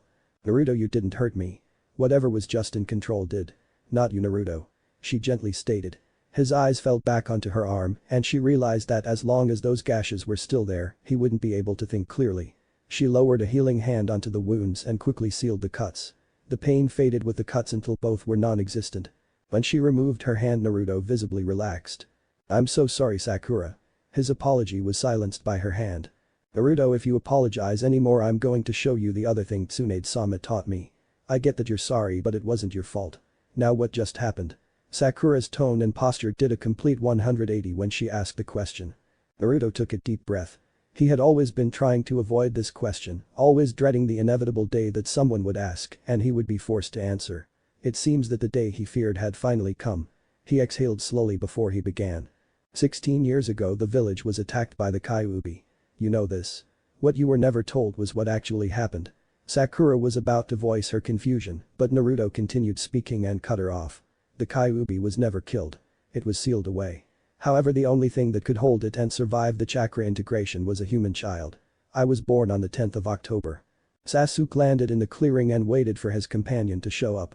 He began to think about his former teammates and although a smile crept onto his face, he felt that slight twinge of guilt in his chest. He quickly and ruthlessly crushed that feeling and mentally scolded himself for feeling such things to his useless ex-comrades. He was ordered to prove his loyalty by slaughtering at least 2 of his former teammates, so he did. At least he thought so. He remembered that he twisted his sword slightly just before he plunged it into Naruto's back. That slight turn opened up the possibility that he may have missed the heart. He also could have hit Kakashi's heart, but he went with a lung instead. Why? His pondering was ended when the man he was waiting for appeared. The swirled mask made Sasuke slightly curious as to what lay beneath, but he disregarded the feeling. "It's done." Sasuke stated this with the coldest voice he could muster, not even noticing how his voice cracked ever so slightly when he spoke the words. "Very good, Sasuke. Now it's time we meet up with Orochimaru. It's about time your training began." The man turned around, the cloak with the red clouds shifted with the movement and leapt away with Sasuke close behind. "So? You're the Jinchuriki for the Kyuubi?" The question was barely a whisper. No doubt she was trying to take it all in. Naruto seen this blank look on her face as she stared at him. His stomach was doing flips from the fear he was feeling. Any moment now she would side with the villagers and hate him. She would probably spit on him a few times to get his taste out of her mouth and then storm off leaving him alone for good. She might even request being switched to another team. His mind was racing and he could feel the cracks working their way through his heart so it would be easier for Sakura to shatter. What happened was far from what he expected. Naruto suddenly found a pair of arms wrapped around him and his shoulder was getting wet from the tears being shed. Sakura shook as she cried and Naruto's hands instantly found their way to her back, one rubbing her lower back while the other pulled her closer to him. Sakura cried for several minutes before the sobs died down into the occasional sniffle. "Sakura-chan, why did you cry?" Naruto still rubbed her back gently but allowed his curiosity to be known. "I cried because I remembered all of the times I was mean to you. All of the times I followed the adults' examples and all of the times you were kind to me regardless of my actions. I need to know why." Sakura finally pulled away and stared into Naruto's eyes. "Why was I so nice to you?" She nodded her head. "Well, it's because I love you. I always have and I always will. We were kids and you didn't know why the adults did that, but you knew it was for something that they thought was important, so you followed their example. I never blamed you. I could never ever blame the beautiful pink flower named Sakura." He smiled at the end and chuckled in his head at how cliché the end sounded. But it seemed to have the results he was looking for. "Oh, you baka. I love you, Naruto." She pulled him back into her and they held each other close. "Arigato, Naruto. You never gave up on me and all I can say is arigato. I will always love you." She whispered into his ear. "No, Sakura-chan. I should say arigato for giving me a chance. I will always be thankful that you did." Naruto closed his eyes and a few silent tears ran down his cheek. Revealing his secret brought them closer together instead of driving them apart like he feared. The mood was quickly ruined when the familiar scribbling sound began to sound from the window. Naruto felt anger and embarrassment build up and turned to see Jiraiya in the window, furiously writing in his research notepad. "Don't mind me, Gaki. Just keep doing what you were doing and I'll have my next bestseller." Jiraiya grinned and kept his pencil ready, ignoring the stifling amount of killer intent that flooded the room all directed towards him. "Hiro-sennin, are you here for something?" Naruto felt his fingers twitching in rage at being interrupted. "Oh yeah, Tsunade just sent me to make sure you got home fine. Now if you don't mind." "Shinra-tensei." After Jiraiya's rude interruption was abruptly dealt with, Naruto fell asleep with Sakura in his arms. Said Pinkette awoke around 6 in the afternoon feeling more energized after the 4-hour nap. She went about the house and began to tidy up the mess made by Sasuke's attack. The broken chairs and table were easy to take care of. After disposing of the fragmented wood, she cleaned up the rest until only one thing was left: the blood. There were 2 distinct pools of blood on the floor. The one where the table used to be was her boyfriend's, while the other was her sensei's. She stared at both for a long time until something clicked. She realized several things about the attack that she had missed in her state before. First, Sasuke twisted the blade before he stabbed Naruto, which caused it to barely miss his heart. That was the only reason he lived. Second, Sasuke could have easily killed Kakashi, but instead he hit him in the lung. Finally, there is the fact that she is still alive. He had her by the throat. A quick twist of the hand and her neck would have snapped like a twig. Instead he placed her under a genjutsu and tossed her aside. She finished cleaning the blood when she reached a conclusion. With impeccable timing, Naruto walked into the kitchen just as she finished putting everything away. "Hey Naruto, I want you to promise me something." She began to get nervous at what his reaction might be. "What is that, Sakura-chan?" He turned a somewhat sleep-clouded eye in her direction. "Here goes nothing. I want you to promise that you will bring Sasuke home." The silence that followed threw Sakura off. She was expecting him to be really loud. Not deathly silent. "Then you noticed it too. How he could have killed us all but didn't. You realize just like me that the old Sasuke is still there." She nodded her head slowly, still prepared for an outburst. "I promise, Sakura-chan. I promise it on my life." Naruto grumbled as he walked towards the Hokage's office. He had received a letter from Tsunade to report immediately for an assignment of the highest honor at your young age, as the letter said. He had this strange, foreboding feeling with a sneaking suspicion about what it may be. He shot a quick glance toward Sakura and tried to calculate the odds of escaping her watchful eye and, as he recently found out the other day, her powerful fists. She had been healing him daily ever since he left the hospital 4 days ago and he felt almost normal again. He had the occasional pain, but even that was disappearing as the Kyuubi's healing worked together with Sakura's to make him heal at an ungodly fast rate. Kakashi had also awoken today and the couple had been on their way to see him before the messenger bird damn near dive-bombed Naruto's head. He realized that his odds were low after thinking for a few minutes. She had gotten so much faster and more nimble under Tsunade's tutelage along with her monster strength. Yeah, Naruto knew he was stuck on this trip, like it or not. Oh Naruto, you had better not try to run. I would hate to be forced to break your legs and drag you there. Then I would just have to heal your legs and that's a big waste of time. Her weighted innocent voice ended as the threat began. He gulped and nodded his head vigorously so she knew he understood. When her focus returned to her thoughts, Naruto allowed himself to start grumbling again. He muttered and cursed under his breath until they finally reached Tsunade's office. The shout to enter came before they could even knock. "Ah Naruto, there you are. I trust the bird delivered the message in the best way possible." She smirked when Naruto childishly crossed his arms and pouted. "What do you want, Bachan? We were going to see Kakashi before your bird tried to assassinate me." Naruto unfolded his arms when he noticed Tsunade go into Hokage mode. She shifted through several stacks of paper before she pulled out one and held it triumphantly before she handed it to Naruto who quickly read over it. The paper confirmed his earlier suspicions. "Is this for real?" Naruto glanced up at Tsunade and she nodded. "Yes, Naruto. You have now been officially promoted to the rank of Jounin for your aid in gathering several powerful new allies for Konoha in the form of the Akatsuki. For your first duty as a Jounin, I am assigning you a Genin team with Sakura as your second in command. This will help you, Sakura, in building up leadership skills and Naruto this will help reinforce patience. Your team will meet you at the academy tomorrow at 12. Try to be on time." Sakura bowed and Naruto just sported his silly grin. "Hi. Dismissed. Seriously, where is our sensei?" The voice belonged to a disgruntled genin with red hair and purple eyes. His hair was spiked and wild looking. Not quite like Naruto's but wilder than Kakashi's. His purple eyes were practically screaming boredom and traces of a growing anger could be found if you looked hard enough. The boy's attire was rather simple, a black short-sleeved muscle shirt and a pair of black shorts. He always got picked on for his obsession with the color black, but that was because no one understood. Plain and simple. The red head was surprisingly muscular and easily filled out the muscle shirt. "Shut up Raikuga. He'll get here when he gets here." The girl leaned back in her chair, allowing her shoulder blade-length brown hair drap down behind the chair. Her unusual golden eyes conveyed extreme laziness along with her posture. Her dark blue tank top framed her surprisingly shapely body and announced the fact that she was more advanced than other girls her age. Her small and sleek frame must have only reached about the same height as Naruto when he was younger and before he was given the abilities of the Rakuto Sennin. The white shorts finished the picture of laziness to the point where even Shikamaru would be impressed. "I'm going with Mikasu on this one." The final boy had sky blue hair with blue eyes. He looked calm and composed but had a slightly aggressive air hanging around him. His green shirt held a black triangle with an eye in the center on the back and his black pants completed the outfit. He sat forward in his chair and glared at the door as if he was willing his sensei into the room. "Thanks a lot Shiro." Raikuga sulked over to a far desk and sat down only to fall over when the door was thrown open. The robed man walked in and the two things they noticed right away were the whiskers and his eyes. Before they could say anything the blonde stepped aside so a pink-haired girl could walk in beside him. "Bet to the roof you three." The blonde and pinkette disappeared before a single sound could cross their lips. "How about you tell us a few things about yourself? We'll start." Naruto looked to Sakura and she smiled and nodded. "My name is Sakura Haruno. My likes are my boyfriend, medical ninjutsu, reading, and smashing perverts into a fine paste. My dislikes are how much ramen my boyfriend can eat, perverts, and people who hate others because they don't understand them. My goals are to get married to my wonderful boyfriend and surpass my teacher, Tsunade-sama, in medical ninjutsu." She smiled at Naruto who began his introduction.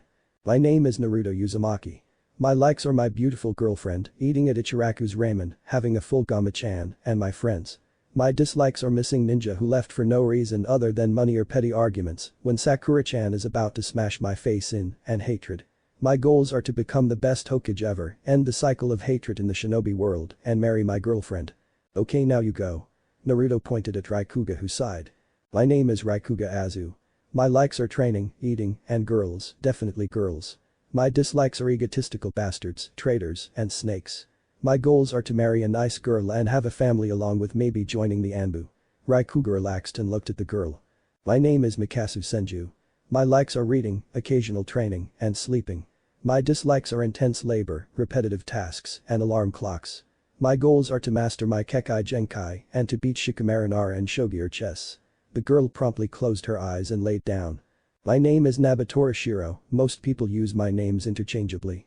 My likes are intense training, studying Dijutsu, and the rest is personal. My dislikes are anyone trying to kill me. My goal is to achieve a new Dijutsu to pass down through my family." Naruto and Sakura looked at each other and knew that this was going to be an interesting team. Okay, your first test is tomorrow. Eat good and rest up. With that, Naruto and Sakura vanished, leaving the genin to their own devices. Sakura fell to the floor laughing, pulling Naruto and his tickling fingers with her. It all started with a little smudge of cake batter on his cheek, which escalated into the kitchen sink hose being sprayed everywhere, and now Sakura found herself on the floor, gasping for breath and begging for the onslaught of tickling fingers to stop. Naruto laughed hard as Sakura was finally able to get a hand on his and tried to pull it away. Unfortunately for her, the laughing reduced her strength to nothing and he was in complete control. "Oh god, Naruto, please stop." She stuttered when she tried to suppress another bout of giggles, but a slight adjustment of his hand brought them on in full force. Then she felt the boots come off. "Don't you dare." His mischievous grin said it all. Sakura began her efforts to escape anew as Naruto slowly trailed his fingers down her leg. He let his hand hover over her foot for a brief second before he touched it. And was sent crashing through his bedroom wall into the living room.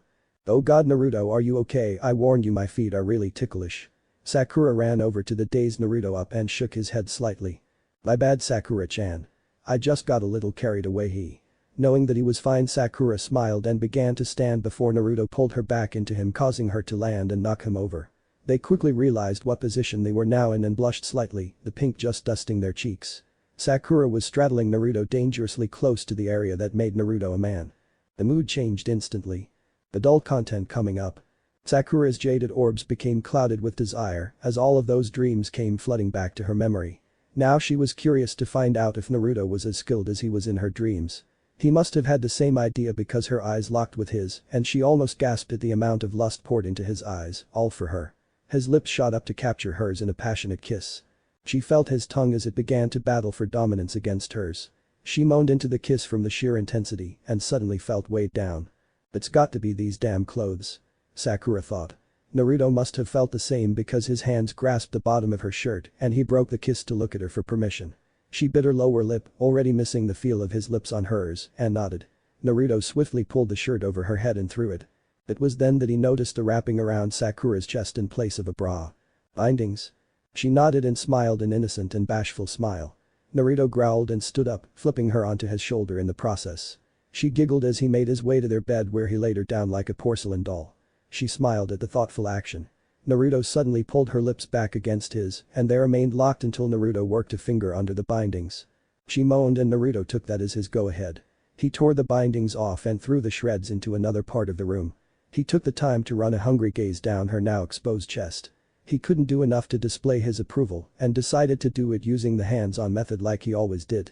As soon as his hand made contact with her sensitive flesh, Sakura gasped and arched her back into the pleasurable sensations. Emboldened by her actions, Naruto quickly replaced his hand with his mouth.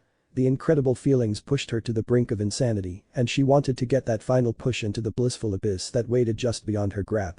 Naruto repeated his actions on her other breast while a free hand came up to message her now free breast and occasionally tweak her nipple to elect a sharp gasp from her. During this time his other hand had already pulled off the skirt. All she had left were her panties and skin-tight shorts. Her hand suddenly stopped his and he pulled his head back to look at her curiously. "Am I doing something wrong? You know I'm a virgin and..." "No, that's not it at all. I think it's only fair if you get undressed too." She smirked as his faintly pink cheeks began to look like her hair. Regardless, Naruto stood up and pulled the robe off so he was standing in nothing but his boxers. Sakura didn't move and Naruto finally realized that he was supposed to strip completely. Blushing furiously, Naruto slowly grabbed the top of his boxers and glanced at her. She nodded and he took a deep breath before he pulled his last article of clothing off of his ankles. He stood up straight and Sakura's eyes widened. She never would have guessed he was so well endowed. His nervous look had quickly been replaced by a smirk when Sakura was unable to pull her gaze away from his manhood. "Your turn." His voice snapped her out of it and it was now her turn to blush. He sat down on the bed and Sakura turned away before she began to try and slid the skin-tight clothing down. Just to tease the boy, she wiggled her butt at him to help get her shorts down. His growl made her smirk knowing she achieved the desired results. Her shorts soon joined the growing number of clothing on the floor and she quickly dropped her panties too before she could chicken out. Naruto let out a deep growl out the side of her naked ass in his face. She took a deep breath and turned around. Naruto took one look and pulled her straight underneath him. He lowered his head down while trailing kisses the whole way until he reached her core. The heat could be felt radiating from it. He took a finger and began to stroke her, which gave him the satisfaction of watching her back arch, and she began to pant softly from the building tension. He rubbed his thumb across a bundle of nerves, and the amazing sensations finally pushed her over the edge. "Oh my god, Naruto." He quickly silenced her with a kiss. He didn't need everyone to hear them as they made love for the first time, although he was feeling pretty smug about the fact that he made her shout his name. She finally collapsed back onto the bed covered by a thin sheet of sweat. Her smoldering eyes locked with his. He slowly lowered himself between her parted legs and placed himself at her entrance. "Ready?" He looked into her eyes and she nodded. He slowly began to push into her. The sensations were almost overwhelming, and Naruto. He nodded and pushed forward, feeling the barrier break from the pressure. She grabbed onto the bed sheets as the brief moment of pain was washed away by a pleasure neither knew existed. He began to set a rhythm that Sakura soon joined. She met him thrust for thrust as the two began to focus on relieving the fiery tension building up inside of them. The rhythm began to speed up until the room was filled with the sounds of grunts and moans, accompanied by the ever-present sound of skin slapping against skin. Naruto opened her legs up wider and thrust deeper than before. He rubbed up against a cluster of nerves, and that sent Sakura over the edge. "Naruto." She arched her back as her walls clamped down onto him, constantly convulsing as wave after pleasurable wave tore through her body.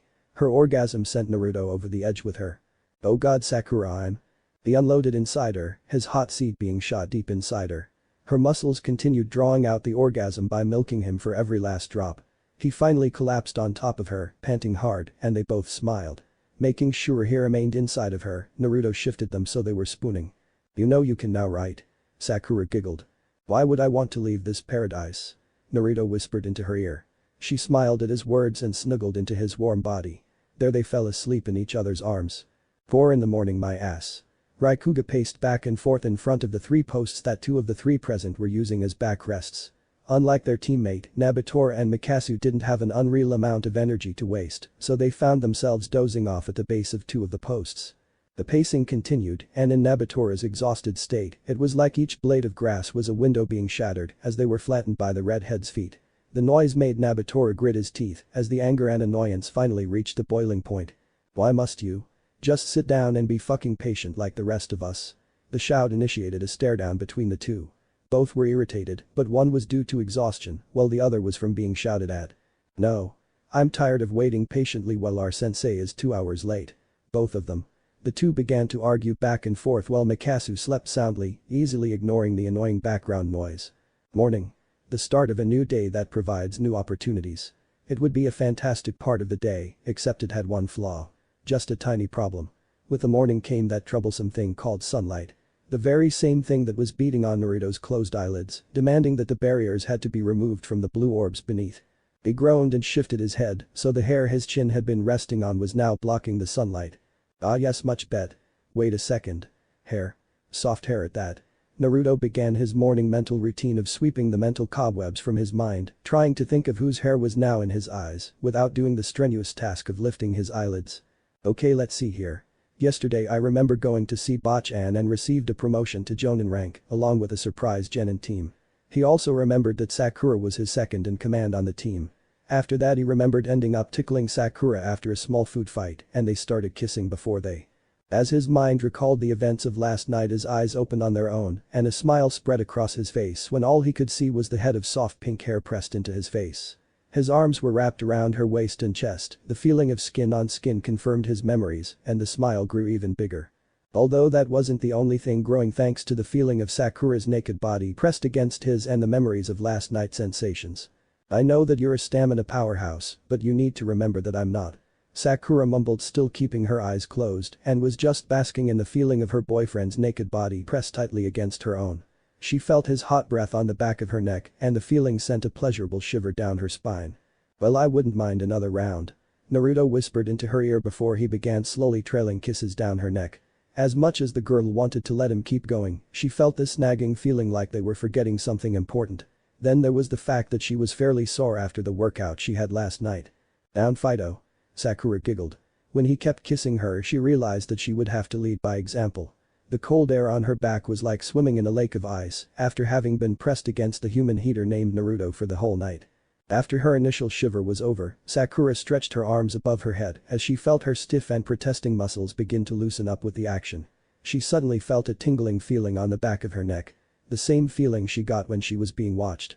Spinning around to face the bed, she watched Naruto as he ran his eyes over her body slowly, imprinting every curve and every inch of her body to memory.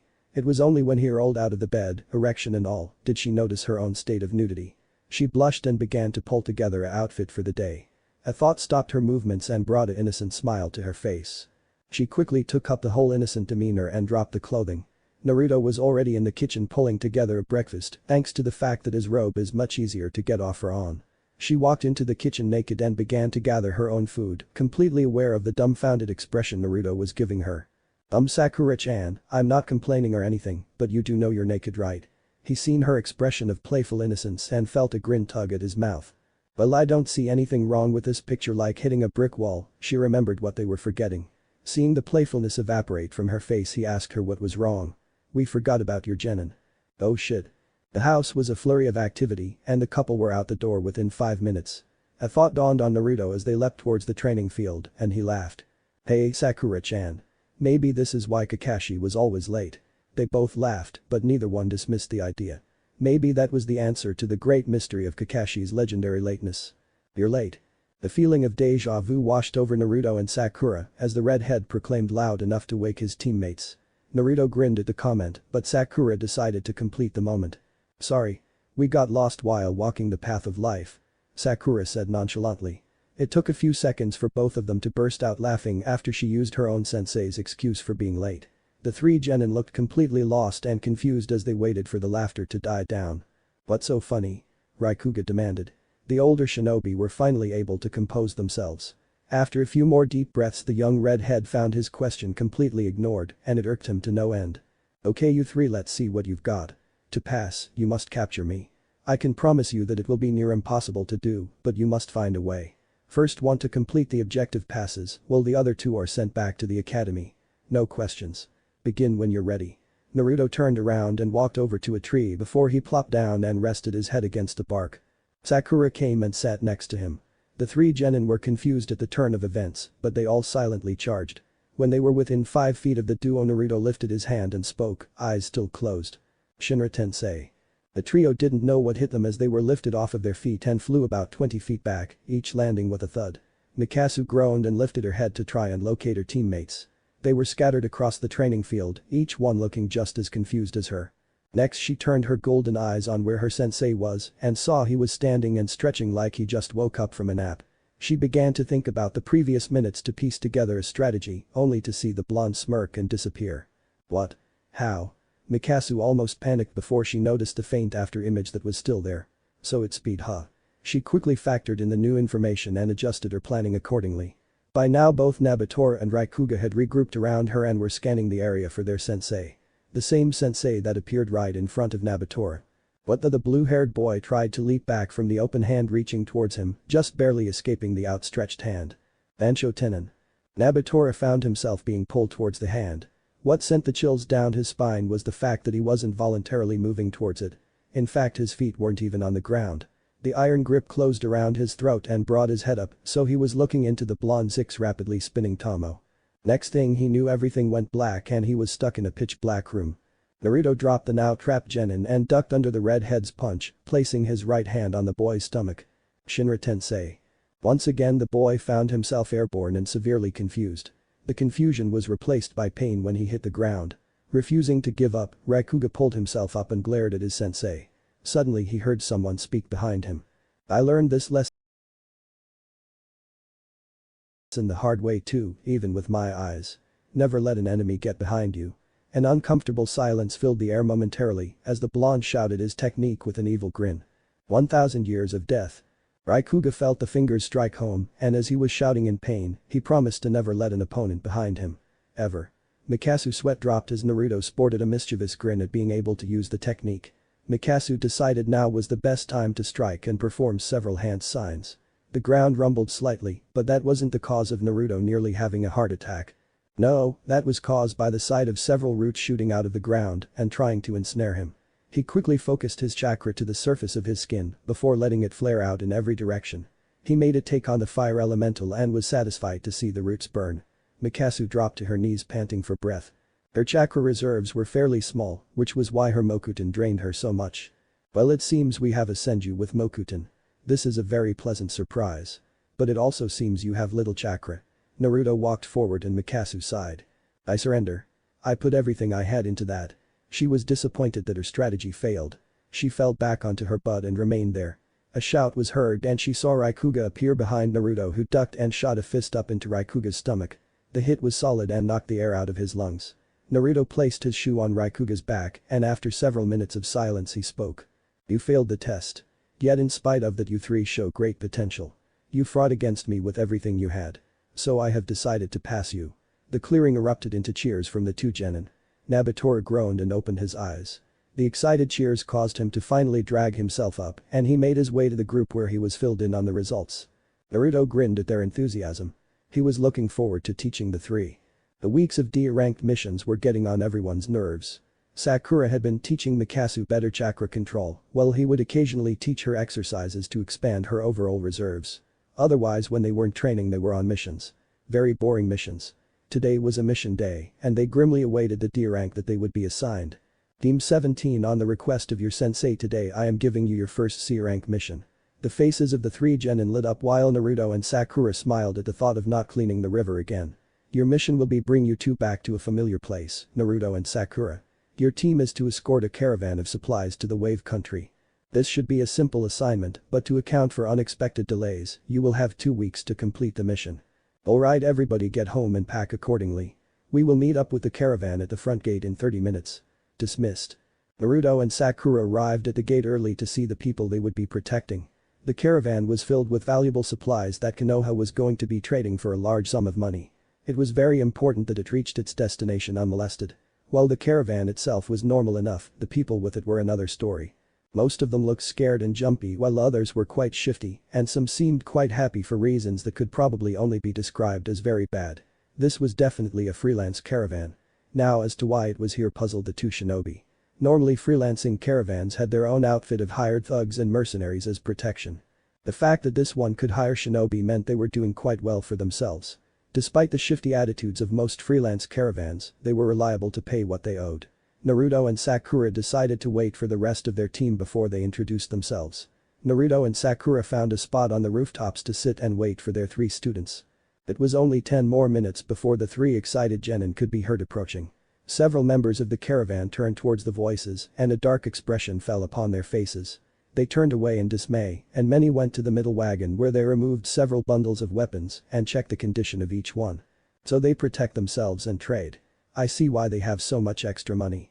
Naruto was fairly impressed that the merchants also fought their own battles. That would explain the look many had. Battle-hardened and ready for almost anything. Raikuga appeared around the corner with Mikasu on his right and Naruto on his left.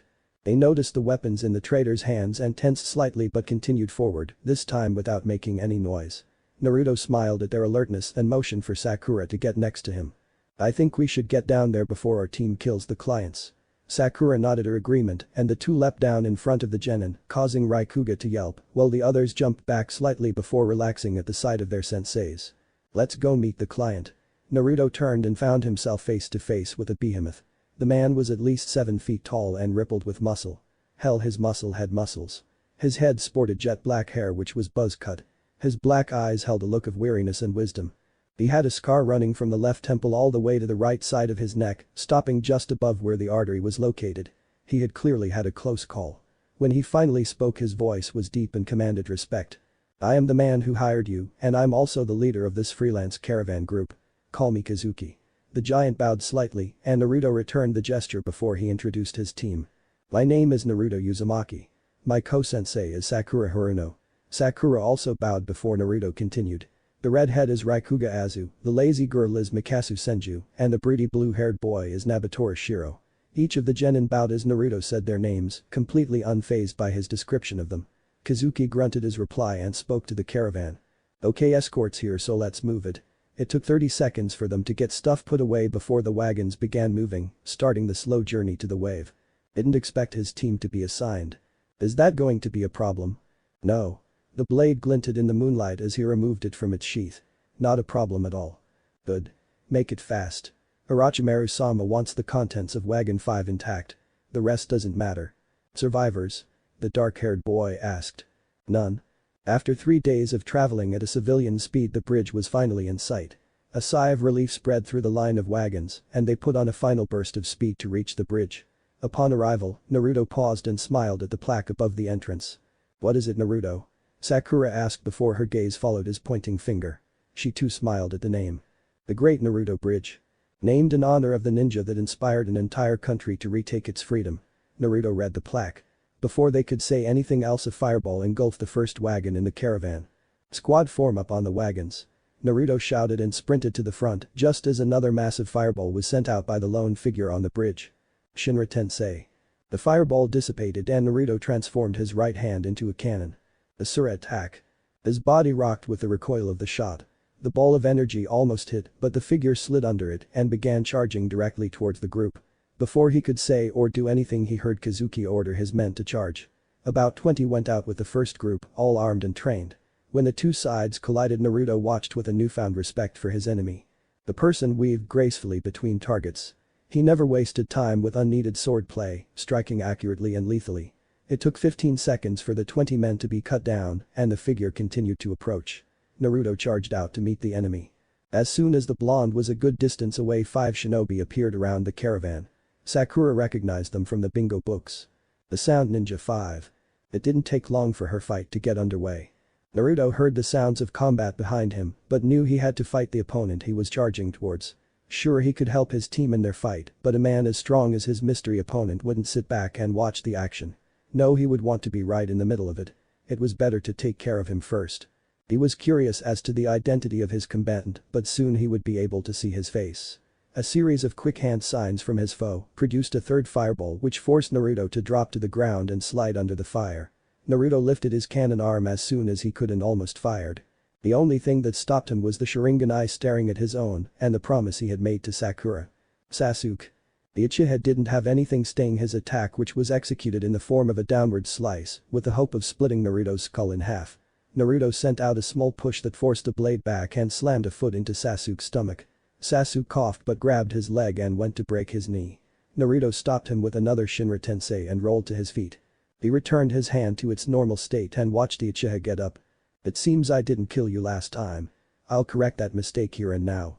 Sasuke retrieved his sword and started to run lightning chakra through it. Naruto unsealed his own from his wrist and ran wind chakra through his sword. Without any other words, the two charged and clashed metal on metal. Sasuke was slightly shocked when Naruto's sword began to cut through his own before he remembered something. Lightning is weak to wind. The black-haired boy barely pulled his sword away when Naruto kneed him in the stomach and swept his legs out from under him. Sasuke slammed into the ground and rolled just as Naruto was about to knock him out. 5 powerful signatures suddenly appeared behind him and he ducked just as they landed beside the injured Uchiha. "Did you get it?" Sasuke asked in between breaths. "No. We were beaten back but managed to kill at least a third of them. We also think one of the dead may be a Konoha shinobi. Last I checked, she was near death after fighting off 3 of us." The man tossed aside what looked like a blood-covered bone sword and Sasuke nodded. "We will see you soon, Naruto." Sasuke smirked before they disappeared. Naruto immediately bolted back to the wagons. When he arrived, bodies were everywhere. Kazuki's left arm was bandaged, but he still helped attend to the wounded or would help rescue teams bring in the injured. He was looking for his team frantically. The words of one of the shinobi rang clearly in his head. "Close to death. Sakura, Sakura." He was ready to make an army of Kage Bunshin when he heard a voice. "Over here, Naruto." He followed the voice to where he heard it from and seen an awful sight. Sakura was wounded everywhere but had given herself quick medical treatment. She now had her healing hands hovering over the bodies of his 3 genin. Each one had suffered a nasty assortment of wounds except for Nabatora. When he asked Sakura about that, she explained that all of his wounds were internal. Realizing that Sakura couldn't do any more, Naruto quickly created 3 clones and had them carefully bring his genin into the town. After an hour, 2 figures appeared on the bridge. Upon closer inspection, Naruto realized that the figures were Tazuna and Inari. Tazuna approached Naruto with a sad smile. "This isn't the kind of welcome a hero deserves. I'm very sorry." Naruto held Sakura bridal style in his arms. She had insisted on helping treat the other wounded and had made it 3/4 of the way before she passed out from chakra depletion and her own wounds.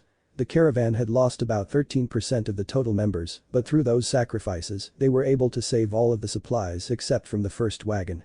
Kazuki was surprisingly understanding of the losses. "I know who Sasuke Uchiha is, so I'm actually quite happy. We didn't lose nearly as much as we could have." That was what he said when Naruto questioned him about his attitude.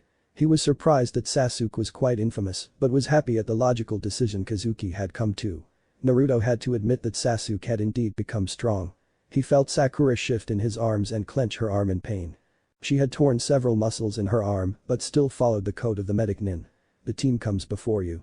Basically that meant that unless your injuries impeded your work, your comrades were to be healed first, then you could heal yourself. He heard her labored breath that signified the pain each bump brought, but he couldn't do anything about it. Or could he? Naruto began to sift through the sage's memories, looking for any technique his eyes may hold for healing. They were within sight of the town when he stopped. He remembered something that Nagato had done when using the 6 paths of pain technique. If one of the pains were destroyed, then the one that always remained in the back would come forward and summon up something that Naruto couldn't see. The injured pain would disappear before emerging completely healed. Naruto figured, hey, if Nagato could do it then so can I.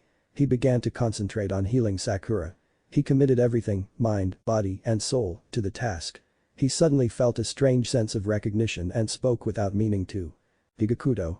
He was startled when a circle of purple flames lit up the ground from which a head emerged. The head possessed a set of Rinnegan, and Naruto was thrown off when he found that he was looking at both the head and himself. This must be the shared vision that Nagato was talking about. He could only imagine the benefits an extra pair of eyes would be on the battlefield. The mouth suddenly opened and a tendril-like arm emerged and pulled Sakura from his arms. To his horror, the arm pulled Sakura into the open mouth and the head began to chew. Naruto's stomach dropped and his heart felt like it was being constricted. He could only watch as the head continued to chew Sakura like a piece of food. After several minutes the mouth opened and Sakura stumbled out looking completely bewildered. And healed. Naruto nearly jumped for joy and silently thanked his abilities. He felt a huge grin appear on his face and embraced Sakura in a tight, yet careful, hug. Naruto, what just happened? Sakura just remembered having a bright light hit her face, and C followed it. It took her out onto the bridge with Naruto waiting for her. I summoned some sort of head to heal you because the sight of you in pain hurt. I hate seeing you in pain. Anyways, the head began to chew on you, which scared the shit out of me when you suddenly fell out perfectly healed. Naruto shrugged it off like being munched on was a common occurrence to him. Before C could scold him for turning her into a snack, he took her anger away with a deep kiss. So you two finally got together, huh? They both turned to see a grinning Tazuna. The last wagon was just disappearing around the corner into town. Naruto grinned and nodded, while Sakura gave a small, yet honest, smile and nodded. They both had just the smallest amount of pink gracing their cheeks. Tazuna laughed and patted Naruto on the back. I figured you would get her sooner or later. Congrats, kid. The mood was dampened when Inari came sprinting back from the hospital with news on a more somber series of events. Hey Naruto, I got good news for you. The boy was panting slightly from his long sprint across the now thriving town. Well, let's hear it. Naruto was anxious to know what was going on with his team. They were able to treat the injuries thanks to Sakura. Your team should be ready to go by noon tomorrow. Naruto was shocked at the recovery time. How is that possible? His flabbergasted expression would have been priceless if the situation was different. Well kid, thanks to the bridge here we became quite prosperous. We used that money to revamp our hospital and purchase top-of-the-line medicine. And it's all thanks to a bunch of kids. Tazuna laughed at the irony of his words. He had said the same words when he first met them, but with such a different tone. Now his entire country was in debt to those 3 genin. Well, should we go check on our team, Naruto? He looked down at the sound of her voice and smiled. Yeah, Sakura-chan. Let's go. It had been 2 days since they arrived and checked into the hotel room Tazuna had reserved for them. It was quickly apparent that the locals still remembered them, considering they had to fight through a crowd of fans that had quickly congregated around them. It looked like they were wading through a river of hands, which, if you think about it, was exactly what they were doing. At one point during their swim, a man accidentally hit Sakura in the face. The group of people around him started shouting, but it was Naruto who reacted the worst. Get back. We've had a long-ass journey here and we just want to rest. When Sakura got hit, Naruto's eyes flickered to red briefly. In a deeper voice he shouted once more. I said get the fuck away. A shockwave shot out in all directions and carried the crowd with it. In those 3 seconds the group of shinobi vanished. Naruto opened the 8th-story window, otherwise known as the top floor in Naruto and Sakura's temporary abode, and slid into the room. He could hear his genin 1 floor below and groaned at how loud they were. He carried Sakura to the bed and gently lay her down. I could have walked. You know that, right? She said while still smiling at his kind gesture. Yeah, Naruto said with a shrug of his shoulders, but I like having you in my arms where I know I can protect you. The words caused Sakura's smile to grow softer as he took off his stained robe. Beneath his usual robe he took to wearing a secondary set of clothing in case of the slight chance that the robe may get forcefully removed during a fight. He wore a white short-sleeved shirt that had the same pattern as the robe on its back. The 9 Tomo with a Rinnegan-like pattern had practically become Naruto's new symbol, although he did still wear the Uzumaki swirl on both shoulders. The Magatama around his neck could be seen clearly due to the fact that the shirt had been cut open by Naruto himself for the very purpose of showing off the markings. His pants were a pair of black shinobi pants with a strange series of symbols ran up the outside of each leg before circling around the waist. Naruto would always tell people that the meaning of the markings would be revealed in due time. Naruto slid his shirt off of his shoulders and on his back were 6 of the 9 Tomo, except they were arranged like his eye where the Tomo were located on the Rinnegan. The Magatama on his chest gave off a very dim blue glow. The glow was natural, which fascinated Sakura that his skin would actually glow. He moved towards the door to make sure it was locked before shedding his pants and climbing into bed in nothing but his orange boxers. Orange. Seriously, leave it to Naruto to always have orange somewhere on him. She felt his arms encircle her and pull her close. She rested her head against his chest and, between the heat he gave off and his steady heartbeat, she soon fell asleep. Naruto woke up to an empty bed and found himself frowning instantly. He hated waking up without Sakura in his arms. He glanced at the clock and his frown turned into a look of confusion when he noticed it was 2:00 a.m. He sat up when he heard a noise and seen a ray of light shining beneath the bathroom door. He heard the noise again and got up to make his way towards the bathroom. Just as he was reaching for the handle, the door opened and Sakura jumped in surprise. She looked much paler than usual and seemed drained of her energy. "Hey Sakura-chan, are you okay?" he asked while continuing to take in her state. "Yeah, I'm fine. Why do you ask?" He noticed the tiny quiver in her voice and instantly knew she was lying. Before he called her out on it, he looked into her eyes and seen the almost pleading look that basically said just drop it please, and his plan dissolved into thin air. "Okay Sakura-chan. Let's go back to bed." He turned around and missed the pensive look on her face. "I should have covered up on the trip during that storm. Now I'm sick." "Great." Naruto woke up at the usual 6 a.m. and heard Sakura in the bathroom again. He frowned and this time he came into the bathroom to see her leaning against the wall looking absolutely exhausted.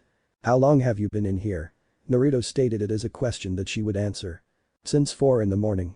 Guess I'm pretty sick, huh?" She gave him a tired smile before she felt her stomach launch again. Naruto kneeled beside her and held her hair behind her head as she reached into the toilet. After flushing it, she collapsed back against the wall. "I told you to cover up, Sakura-chan." He spoke softly as he gently rubbed her back. The soothing sensation made her close her eyes and lean her head back. "Well, isn't this a pretty sight? She's sick and you're still looking after her. Pathetic." Naruto tensed and adjusted ever so slightly from a relaxed position to being ready to strike. The cold chuckle from the doorway finally forced the blonde's gaze up. He gazed into the blood-red triple Tomo of the Sharingan. "Sasuke." Naruto growled the name and stood in front of Sakura, who was too drained to do anything. She could just watch as her boyfriend confronted one of the very few men that could actually fight him and hold their own. Sasuke's Sharingan locked onto Sakura and he laughed. "Oh, I get it. The dope finally got the girl, huh? Well, I'll make sure to kill her next time. Right now I've come to give you a simple word of advice. Don't leave your clients unprotected." The boy smirked and vanished. Naruto felt his stomach begin to twist at what Sasuke implied. "Sakura, I need to go check. Will you?" "Go on. I'll be fine." Naruto quickly got his shirt and pants, leaving the robe on the table, and sprinted out the window. It took only 2 minutes for Naruto to see a crowd of people gathered around something. When he arrived, Naruto found himself looking upon the scene of a massacre. Almost every member of the caravan was dead, while others were screaming in pain. Naruto noticed 4 sound ninja were taken down during the fight. All that was left was the bone guy and Sasuke. "Boy Naruto." The call came from none other than an injured Kazuki. "Kazuki-san, I'm deeply sorry. We failed the mission and..." Yeah, the mission blah blah blah. "I have a favor to ask." Naruto lifted his head in surprise and nodded for Kazuki to continue. "I have training as a shinobi, so I was thinking that you could put in a word to Hokage-sama for me. Never really cared for this job anyways. I feel bad for the poor Bakas, but they chose to continue fighting even after he gave us the option to run. I don't know how I survived the deep slash to the chest, but Kami must have been watching over me today. So what do you say?" Kazuki held out his massive hand. Naruto smiled and bumped fists with him. "Kazuki, go to the hospital. We'll talk more later, okay?" "Got it." After getting Tsunade's approval, Naruto had went to work getting Kazuki back to shinobi standards. It didn't take much considering the brute kept his shinobi skills in peak shape. Today was the day before the newly dubbed Team Uzumaki had to return home. Sakura's condition had not improved and every morning Naruto would be in the bathroom holding back her shoulder-length pink hair. She began sleeping in later and eating more, but Naruto didn't know what to think. He was still pondering the situation on the roof when a messenger hawk arrived. The note was from Tsunade to him. To Naruto. Naruto, as soon as you're done reading this you must leave the Wave Country. Konoha was attacked by Orochimaru, Sasuke, and a man claiming to be Madara, along with the entire Sound Village army. We have been forced to retreat to Suna, but that is not all. During the invasion, Sasuke confronted and killed Itachi Uchiha. Afterwards he removed Itachi's eyes and is most likely having them transplanted as you read this. Sasori has also fallen by Sasuke's hands. Kiba Inuzuka, Hinata Hyuga, and Choji Akimichi have all been captured. Along with Kakashi Haddock. I'm sorry Naruto. You must get to Suna as soon as possible but be wary. Rude has been turned against us by that bastard Danzo, so watch out for Konoha Shinobi too. Adhere safe Gaki. Tsunade. That bastard. That fucking bastard. Naruto burned the letter in his hand and went into their room.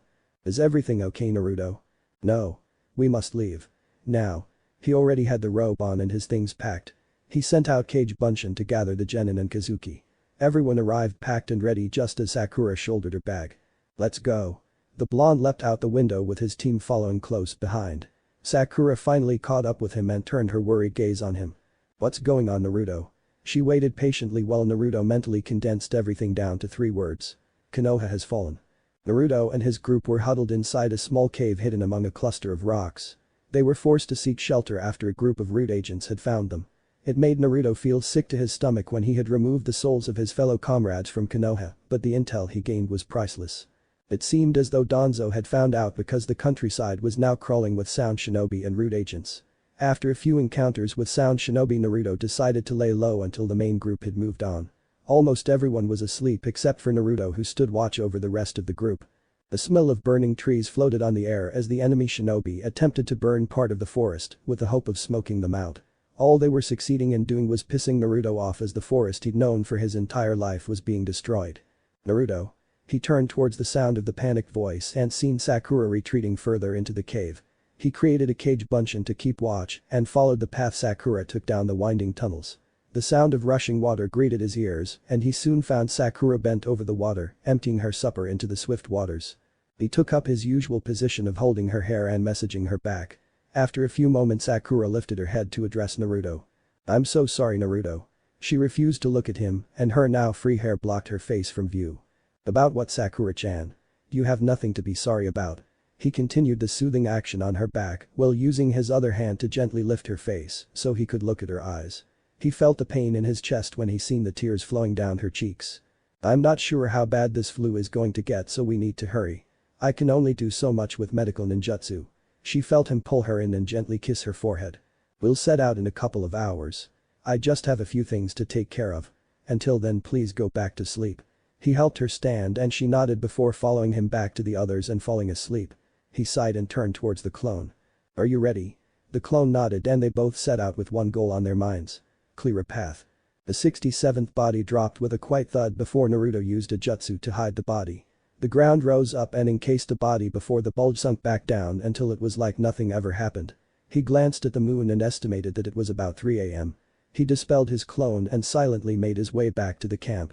When he returned he noticed Sakura was awake, but it seemed like her mind had checked out.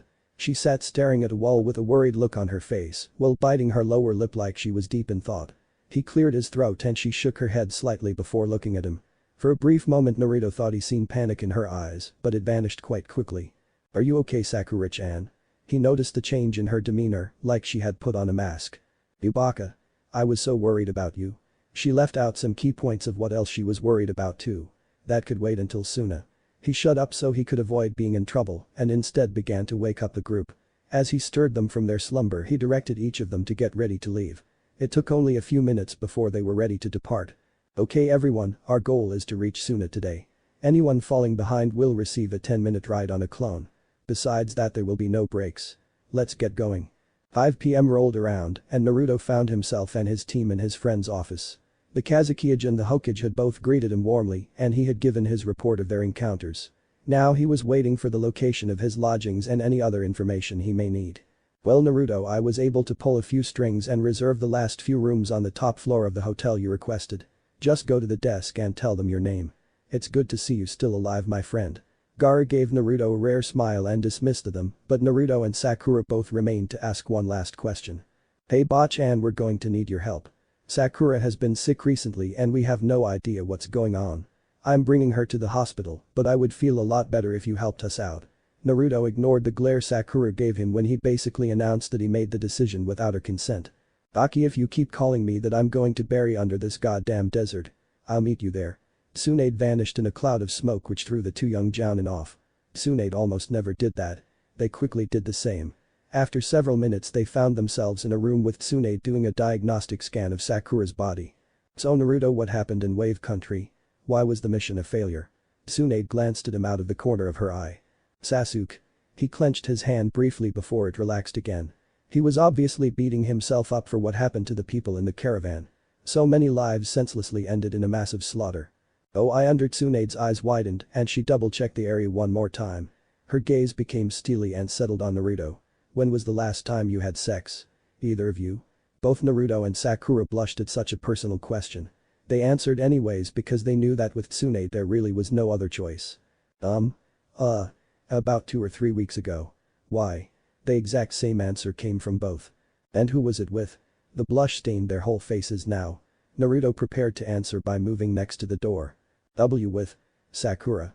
His hold on the doorknob tightened in preparation to flee. That's what I thought. She removed her hands from Sakura's form before continuing. Well, it seems you didn't use protection either. Don't even try to argue, Naruto. I guess I should get on with it.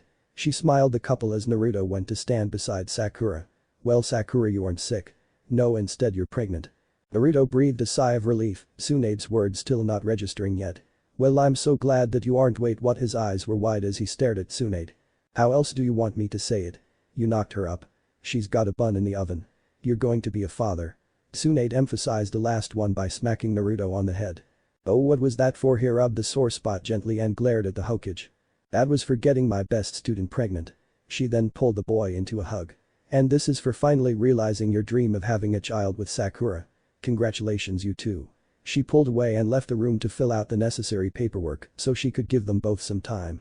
Sakura had expected to hear that since the cave and was now apprehensive about how Naruto would take it. I'm going to be a father. His tone was that of someone far away. Sakura felt almost crushed at the tone but tried to cover her feelings with a poor attempt at humor. Surprise. Her voice was weak, yet Naruto turned his head towards it. They stared at each other for several seconds before the blonde began to smile. I'm going to be a father. The voice sounded much warmer now, and Sakura smiled. I'm going to be a father, and Sakura-chan is the mother. He felt several tears of happiness stream down his face, and he pulled Sakura into a loving, yet excited, embrace. I'm going to be a father. He said it like it was a fact that everyone would be wise to remember. He laid a loving hand on Sakura's stomach and pulled his gaze down to where his hand was. I promise that I'll be the best father ever. I will be here for you to give you everything I never had. I will always be here for you. I swear on my vow to become Hokage that I will always be there for you. Even if that means giving up on becoming the Hokage Databeo. His verbal quirk somehow emphasized his seriousness, and his dedication to their unborn child made Sakura begin to cry. I love you so much, Naruto-kun. And I love you too, Sakura-chan. He patted her stomach lightly. And I love you too, little one. Sasuke woke to darkness for the third straight day now. He had finally achieved his ambition of killing his brother and was even able to kill Sasori of the Red Sand. His brother's eyes were now his and Konoha fell under the might of Orochimaru and Madara's combined forces. He should be feeling incredible except for one tiny thing. Itachi had shown him the truth right before he died. Sasuke touched his forehead where only a few days ago Itachi had placed his blood-stained fingers. Sasuke. I still believe that you will choose the right path. Always remember. They still care. No matter what. They still care. Itachi's final words echoed in his mind as he thought about what Itachi had said. Those words had struck Sasuke deeply as he remembered his time with Team 7. Although he continually told himself that he was an Avenger, the mantra now seemed dull and lifeless. It only made his heart sting as he thought about everything he had thrown away in this petty ambition of his. All of the friends he hurt and the bridges he had burned. Hell, he had even tried to kill his best friend. Now look at what he had left. Now he had nothing but darkness to comfort him. Sasuke. Sasuke could recognize the voice of his former sensei anywhere. Kakashi was locked in a cell adjacent to the medical ward of the prison. They were forced to use the prison when Konoha had destroyed the hospital and any medical equipment they couldn't take as they retreated. Thanks to that action countless sound shinobi had perished to their injuries. Kakashi had been captured when he remained behind to buy the last few shinobi, the time they needed to plant the paper bombs in the hospital and escape. He was captured when he finally collapsed of chakra depletion. He had been imprisoned for 3 days now, and his Sharingan was sealed for the moment. This was the first time he tried to contact Sasuke. But Kakashi. Sasuke sounded cold, but he couldn't help it.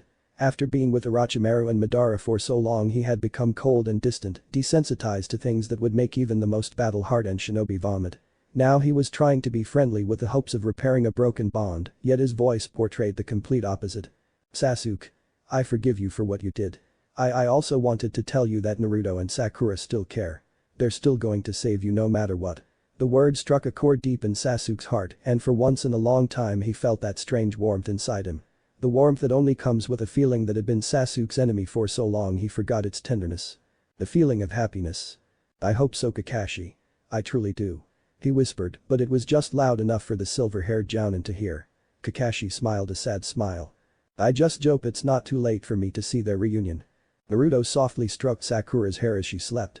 He was still processing yesterday's news and almost believed he was still dreaming. For only in his wildest dreams could he have ever thought that he would be having a child with Sakura one day. Yet here he was with her head resting on his chest and their child growing inside of her. He tucked her pink hair behind her ears and kissed the top of her head ever so gently before he carefully got out of bed, making sure not to wake her. He quietly got dressed and wrote a note to Sakura before he slipped out into the early morning air. His heart was heavy as he thought about what was going to happen, but he knew that he had to answer Gaara's summons. The blonde also knew what was going to result from those summons. He snapped out of his thoughts when he was at Gaara's office and entered the room. He found that he wasn't alone with the Kazekage. Shikamaru leaned lazily against the wall, while occasionally glancing at the troublesome Temari who was still half asleep. Kankuro was tinkering with his puppet. Naruto guessed he was adding a new weapon or poison as he sat on the new couch in Gaara's office. Lee was doing handstand push-ups using only his thumbs, counting off his 317th one. Tenten stood beside Neji, both sweat dropping at Guy who was doing the same exercise as Lee, except he was using one hand. Ah, Naruto. I'm happy to see you finally came. Naruto turned to face the desk where Gaara sat with a small smile.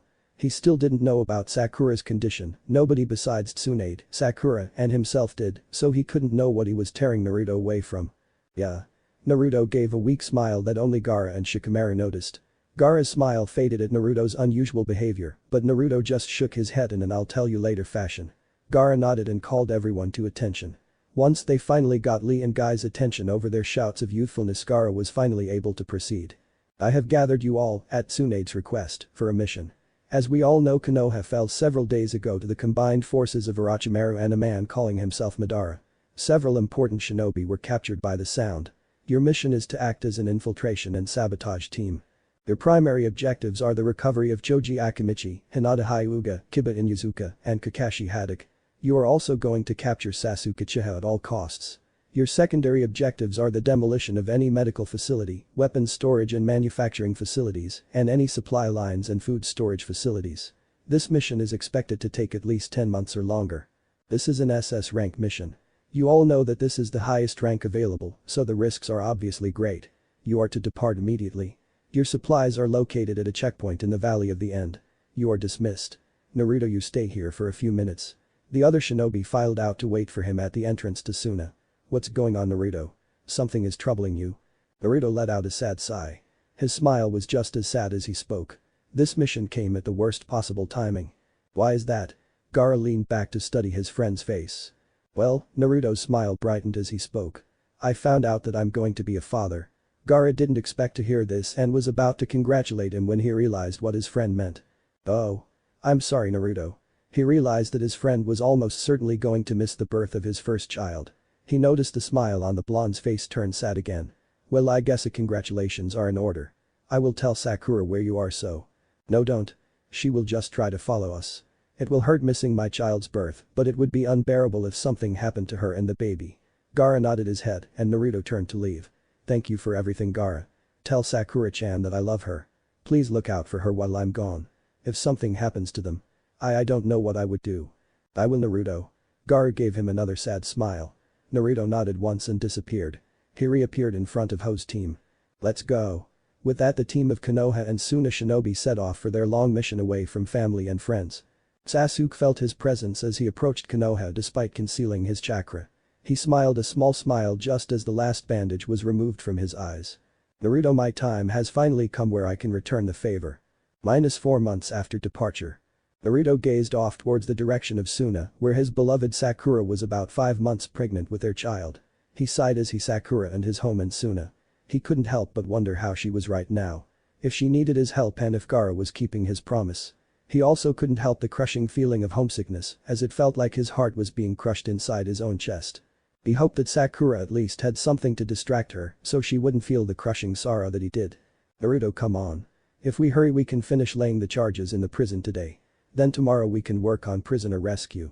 Shikamaru nudged the blonde to rouse him from his thoughts. They were actually 2 months ahead of schedule, but that still didn't mean that they weren't pressed for time if he wanted to make it back for the birth of his child.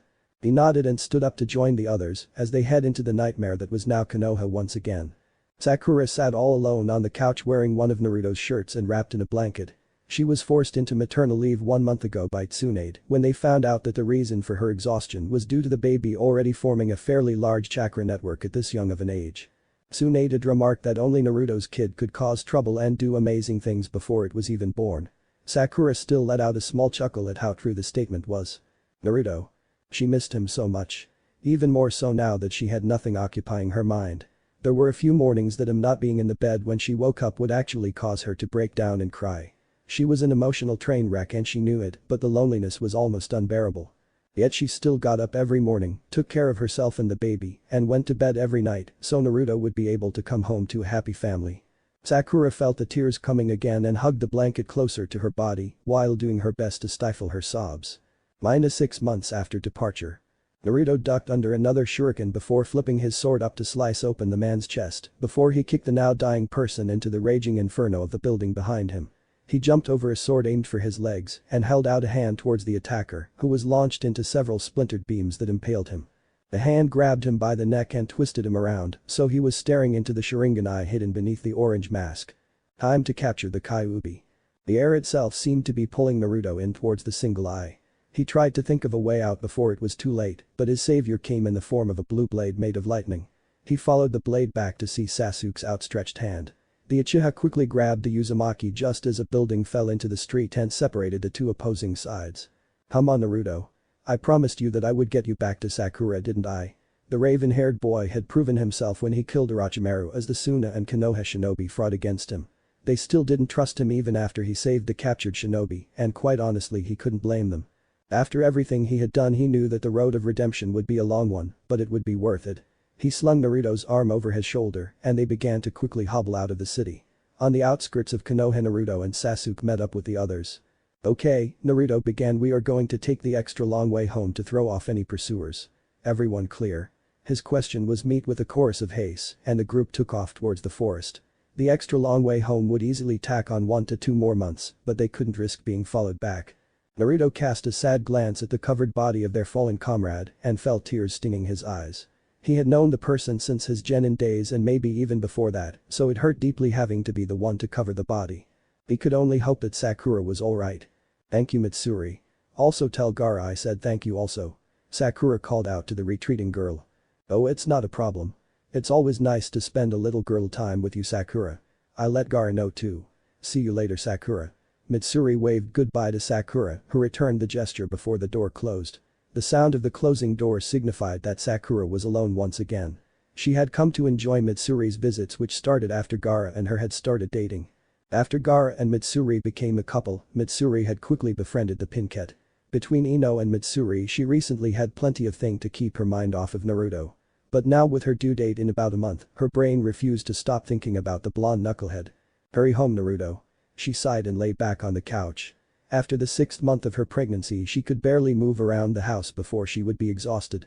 She had come to rely on Ino's help for that, and Tsunade would always make special house calls for her. Now with her being in the last few months of the pregnancy, she was confined to her house by both physical and medical limitations.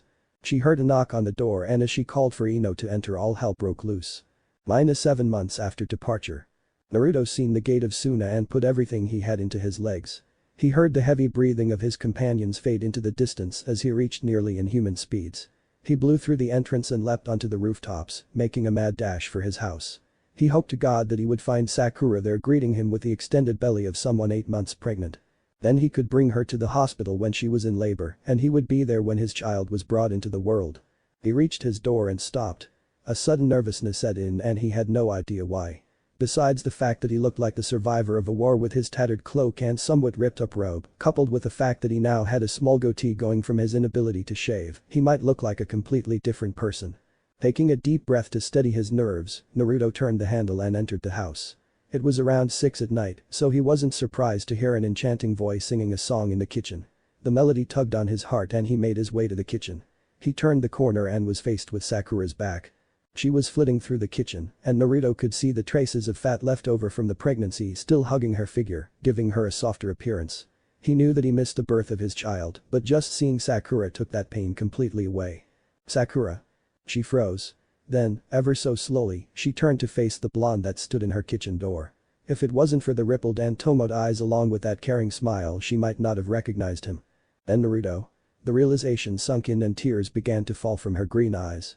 "Oh God, it really is you." They both rushed forward and Naruto pulled Sakura off her feet into a tender and passionate hug, which was made even more passionate by the kiss they shared. After she shed her tears and Naruto let a few of his own joyful tears fall, they finally pulled apart. After several minutes of just taking in the reality of the situation, Sakura finally spoke up. "Do you want to meet your son?" She smiled softly at him and Naruto felt nervous even as he nodded yes. Sakura took his hand and led him to what used to be the spare bedroom. She stopped outside the door to explain a few things first. "Naruto just know that he came an entire month early. It was touch and go there for a while, but it seems he inherited a strange combination of your determination and my hatred of losing at anything." She chuckled softly and proceeded to open the door and lead him to a small crib. Inside he seen the tuft of blonde hair on his tiny head. The barely visible eyes were an ocean blue color just like his father's. Naruto gingerly held out a finger and the boy latched on with a surprisingly strong grip. Naruto could see with his eyes that the boy was channeling chakra randomly from a fairly massive store of it. "What's his name?" Naruto turned to look at Sakura when his finger was finally free. "I thought I'd name him after your childhood hero. Naruto meet Minato." He smiled at the name and turned to face the small baby once again. "Hey there little Minato. I'm your father Naruto. Hey, I'm sorry I missed your birth, but I promise you that I will never miss another important event in your life ever again Dadabeo." He gave Minato a big smile before he bent down and softly kissed the boy's head before taking Sakura's hand and leading her to bed for the first peaceful night of sleep either of them had in almost 7 months. "I'm finally home Sakura-chan. I'm finally home." It was an early morning much like the day he left all of those months ago. The morning that forced him to lead a mission that ended up causing him to miss the birth of his first child. The child that was named after his idol, Minato Namikaze. The very same child that was now crying out for something. Naruto opened his eyes to find the bed next to him empty. He got up and practically stumbled his way to the former guest room that now served as the nursery, all the while still shaking off the effects of sleep on his awareness. He noticed the nursery door was open and went to enter the room. He was greeted by a heartwarming sight. Sakura was holding little Minato and was humming gently while swaying ever so softly. He leaned against the doorframe and watched as Sakura calmed the infant to the point of sleep once again. During the whole thing Naruto smiled at Sakura's maternal side and how soft she could be. Sakura, arguably the toughest kunoichi in Konoha and maybe even Suna, was humming a nursery for a child. The thought made him smile again. "You're so beautiful, you know that right Sakura?" He didn't ask this. Instead he stated it with no room for arguments. She smiled and went on her tiptoes to plant a gentle kiss on the blonde's lips. He still couldn't believe that he was a father at 17 years old. His birthday had been a month before his return. They were the youngest shinobi from Konoha to have a child. Maybe even the youngest couple in the history of Konoha to do so. Yet despite all of the nervousness and trepidation he felt they would do just fine. He came to that conclusion last night when he met his Sun for the first time.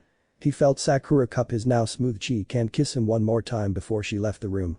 Thank God the baka shaved that goatee. Her inner shouted and Sakura found that she couldn't agree more. She made her way to the kitchen where she began to cook breakfast for the two of them when she found herself being carried down the hallway to their bedroom. "Oh no you don't. After being gone for this long I'm not letting you leave my side for at least a week." The blonde growled as he carried the giggling Pincat down the hall. "What about missions? Or your team?" Sakura didn't want Naruto to skip out on his duties just for her, no matter how kind of an action it was. "Gaara assigned me a new mission." Naruto thought it was funny that Tsunade was only advising Gaara when he was more than ready to allow Tsunade lead the refugees from Konoha. "And that is?" Naruto was about to kick open the bedroom door when Sakura smacked his back to remind him of the child in the house. He smiled and quietly opened the door to slide in with her. After shutting the door he picked her up and laid her down on the bed. That mission is, and I quote, I'm assigning you to the mission of being a good father until further notice. You may resume command of your genin team for training only. That is only after a month of vacation. Until then and for their missions, Yamato will be their secondary sensei.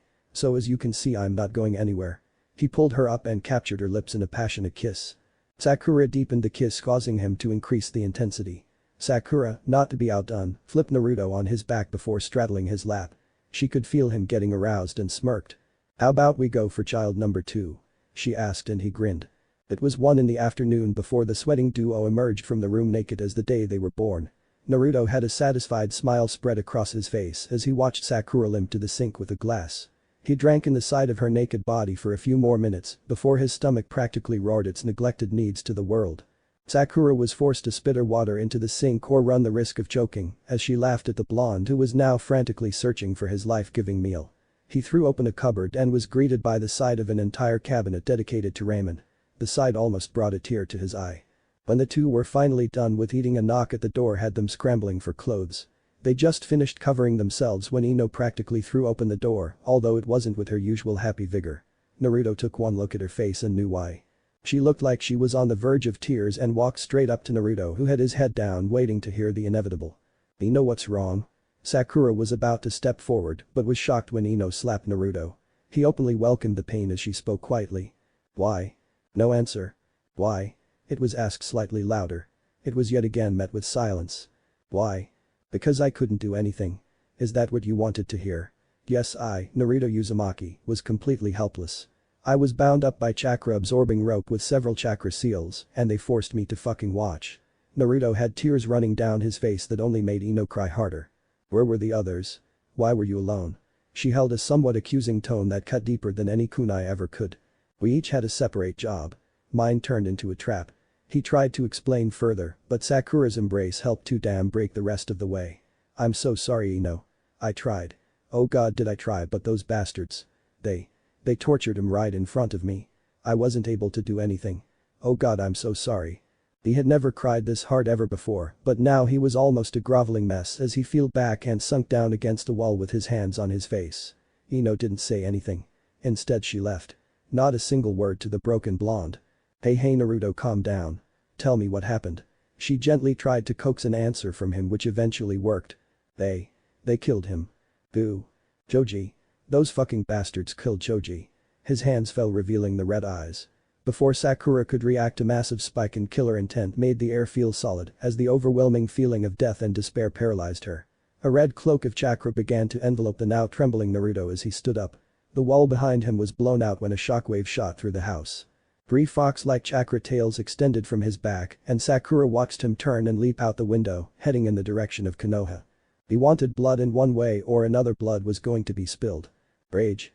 It oozed from his very being and permeated deep into his soul. It was absolute and inescapable. It was a self-sustaining cycle of self-doubt which turns into loathing.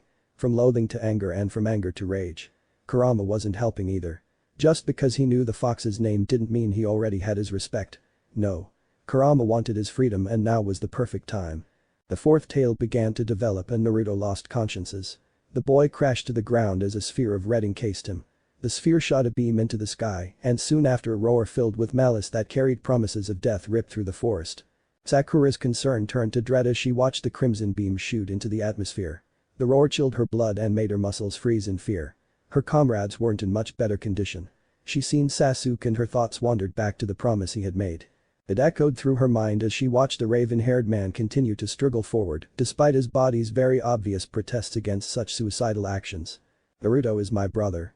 I regret killing my real brother every single day. I swear that I will protect this brother with every ounce of my being. No matter how I'm punished, I will continue to help him move forward in his dreams. This I swear. It was the first time Sakura had ever heard that kind of passion in the Uchiha's voice. He truly meant it and would move the sky above if that was what it took. It was obvious that Naruto was the man's last tether to this life. The last thing keeping him from doing something irreversible. Now that tether was threatened by a blade. His rope holding him here was being cut right before his eyes. He was desperate. That desperation slowly moved him beyond the side of the paralyzed group. When the chilling feeling of death finally receded, the Pincat began her frantic journey forward. Everything was finally looking up for her, only for Ino to open her big mouth. Glancing over at her ex-rival, she noticed a myriad of conflicting emotions that washed over her expression constantly. She had just suffered the loss of a friend and longtime teammate, only to accidentally cause another to go on a rampage. A loud explosion wrenched everyone's gaze forward, just in time to see a wall of trees crash into them before darkness claimed them.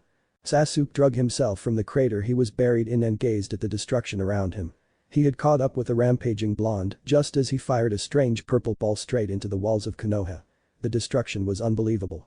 At least 1/8 of the entire wall was vaporized in the blast. The tree line was pushed back almost half a mile to form a wave of wood when they were launched. Sasuke had been given just enough time to bring his Susanoo flaring to life before the ball had impacted. It was for that reason only that the large shard of wood had only stabbed him and not cut him in half. The flare of purple had only been seen by one person. The very person he was there to save. Naruto Uzumaki. That person was now inches away and looked at him with glowing white spheres for eyes. A strange white light seemed to compose his mouth, and the cloak of chakra was only so dark red because of the blood that was mixed with it from Naruto's injured body. Sharingan meat white, and the mini fox began to ooze disgust from his body. It was obvious that there was a history for this demon with the Sharingan. History bad enough to reward Sasuke with a tail whip across the face. His neck was almost snapped from the impact of the hit, and Sasuke found himself airborne. Another purple ball began to form in front of Naruto's waiting mouth, and Sasuke swore.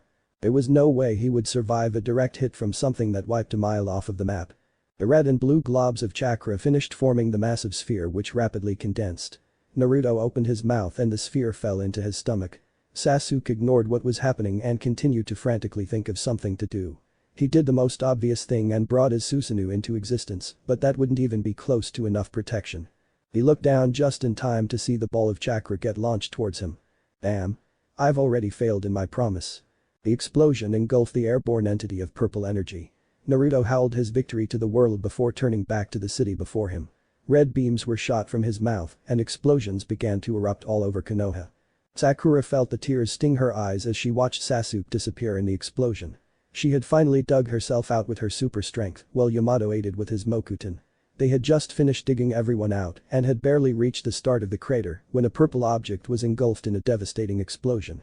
She had immediately recognized the purple as Sasuke's Susanoo. The dots were connected before the first volley of chakra blasts rocked Konoha. Naruto had killed Sasuke. The man she loved had just killed their long-lost friend like an insect was crushed beneath a shoe. The smoke from the explosion still covered the sky and was thick enough to bring on an artificial eclipse. The largest source of light was the fires that now raged throughout Konoha, along with the occasional volley of chakra, followed by explosions lighting up the darkness. Sound Ninja had responded and were being cut down by the dozens in a flurry of slashes, and a path of blood geysers was slowly forming a trail into the city. The earth was actually becoming mud from all of the blood that was mixing with it in this gory massacre. Sakura soon found herself separated from the rest of them as she fought off surviving Sound Shinobi. The shout from behind her caused the Pincat to spin around, only to have a kunai fly past her head close enough to take several strands of hair. The hand still held the kunai. What remained of the man's head was crushed beneath the foot of a five-tailed Naruto. He was about to attack her too when she shouted. "Naruto, please stop." The cloak boy stopped his claw just centimeters from decapitating her as a sense of familiarity seemed to hit him. He cocked his head to the side and looked at her curiously, as if pondering where he had seen the pink-haired beauty before him. "Remember me, Naruto? It's Sakura-chan. It's the mother of your child, Naruto. You remember, right?" The claw was pulled back as the chakra began to recede. Slowly a burned Naruto came into view. He was barely conscious and was too weak to support himself as gravity pulled him to just knees. "Asa. Sakura-chan." He was about to say something else when a hand grabbed Sakura by her shoulder-length hair and yanked her to the ground. She seen a brief flash of his eyes. It wasn't the bloodlust that got her. No, it was the eyes themselves. Particularly the ripple pattern in his golden eyes. A katana was plunged through her stomach right in front of the wide-eyed blonde. The man laughed as she coughed up blood before he viciously twisted and turned the sword to prolong her agony. He finally pulled the blade from her shredded stomach and kicked Sakura in the side of the head hard enough to cause her to black out. The man looked straight at Naruto and grinned. "Denzu Uzumaki at your service, cousin." The cloaked returned, half of Konoha became a crater, and the nine-tailed demon fox was one tail away from freedom. "I can't believe I failed him so soon. Ha, I couldn't even protect myself, let alone the one who killed me." A pair of hands grabbed hold of Sasuke's arms and he was sure he was about to be pulled from what was left of his earthly body. The hands began to shake him gently at first, but then more urgently when the ground trembled. Finally he felt a stinging in his cheek and heard a loud voice yell at him. "Sasuke, wake the fuck up." The slap had been enough, but the voice finally made him force his eyes open. He was met by the view of purple rippled eyes and red hair, while the white-haired man retrieved his scythe. "Wow, how did I survive?" Sasuke looked at his beat-up body, but was amazed nonetheless by finding everything where it should be. He finally sat up and noticed his saviors were Nagato and Haiden. However, their attention had long turned from him to the eight tails violently smashing the ground and more specifically trying to smash someone on the ground. Sasuke's brain was still trying to process that he was alive when the realization of what he seen hit him. 8 tails. One more meant 9. 9 tails meant the strongest of the 9 Biju was free once again at the cost of his friend's life. Naruto's life. The Uchiha rolled onto his stomach and began to stand on still weak legs. Another impact from the tails shook the ground, causing Sasuke to lose his balance and fall to one knee. His body was already beat up and he was about ready to give in to the darkness that blurred his vision when he heard himself speaking. "I promise." The promise he made to Naruto and Sakura. How could he forget? Suddenly his legs found their strength again as his resolve solidified. He took several steps at a walk to see if his strength had actually returned before he began an all-out sprint towards the rampaging beast with the intent to follow through on his promise. "I won't fail now." Tenzu leaped out of the way of yet another tail trying to crush him. It was starting to get repetitive and Tenzu knew that if this pattern continued then the fox would win due to stamina with no competition. He needed to time it just right otherwise he would be crushed. The tail began its descent which began Tenzu's countdown. 5. He leapt over another swipe from a claw. 4. Tenzu found himself rolling forward out of another tail's reach. 3. He began to bend his knees for what was to come, eyes still locked on the tail. 2. He began to jump backwards only to find himself on his back from tripping on a piece of a former house of all things. Shit. 1. Time to improvise. The tail collided with the ground and the fox let out a roar of victory upon seeing no movement. The tail lifted and no one was there.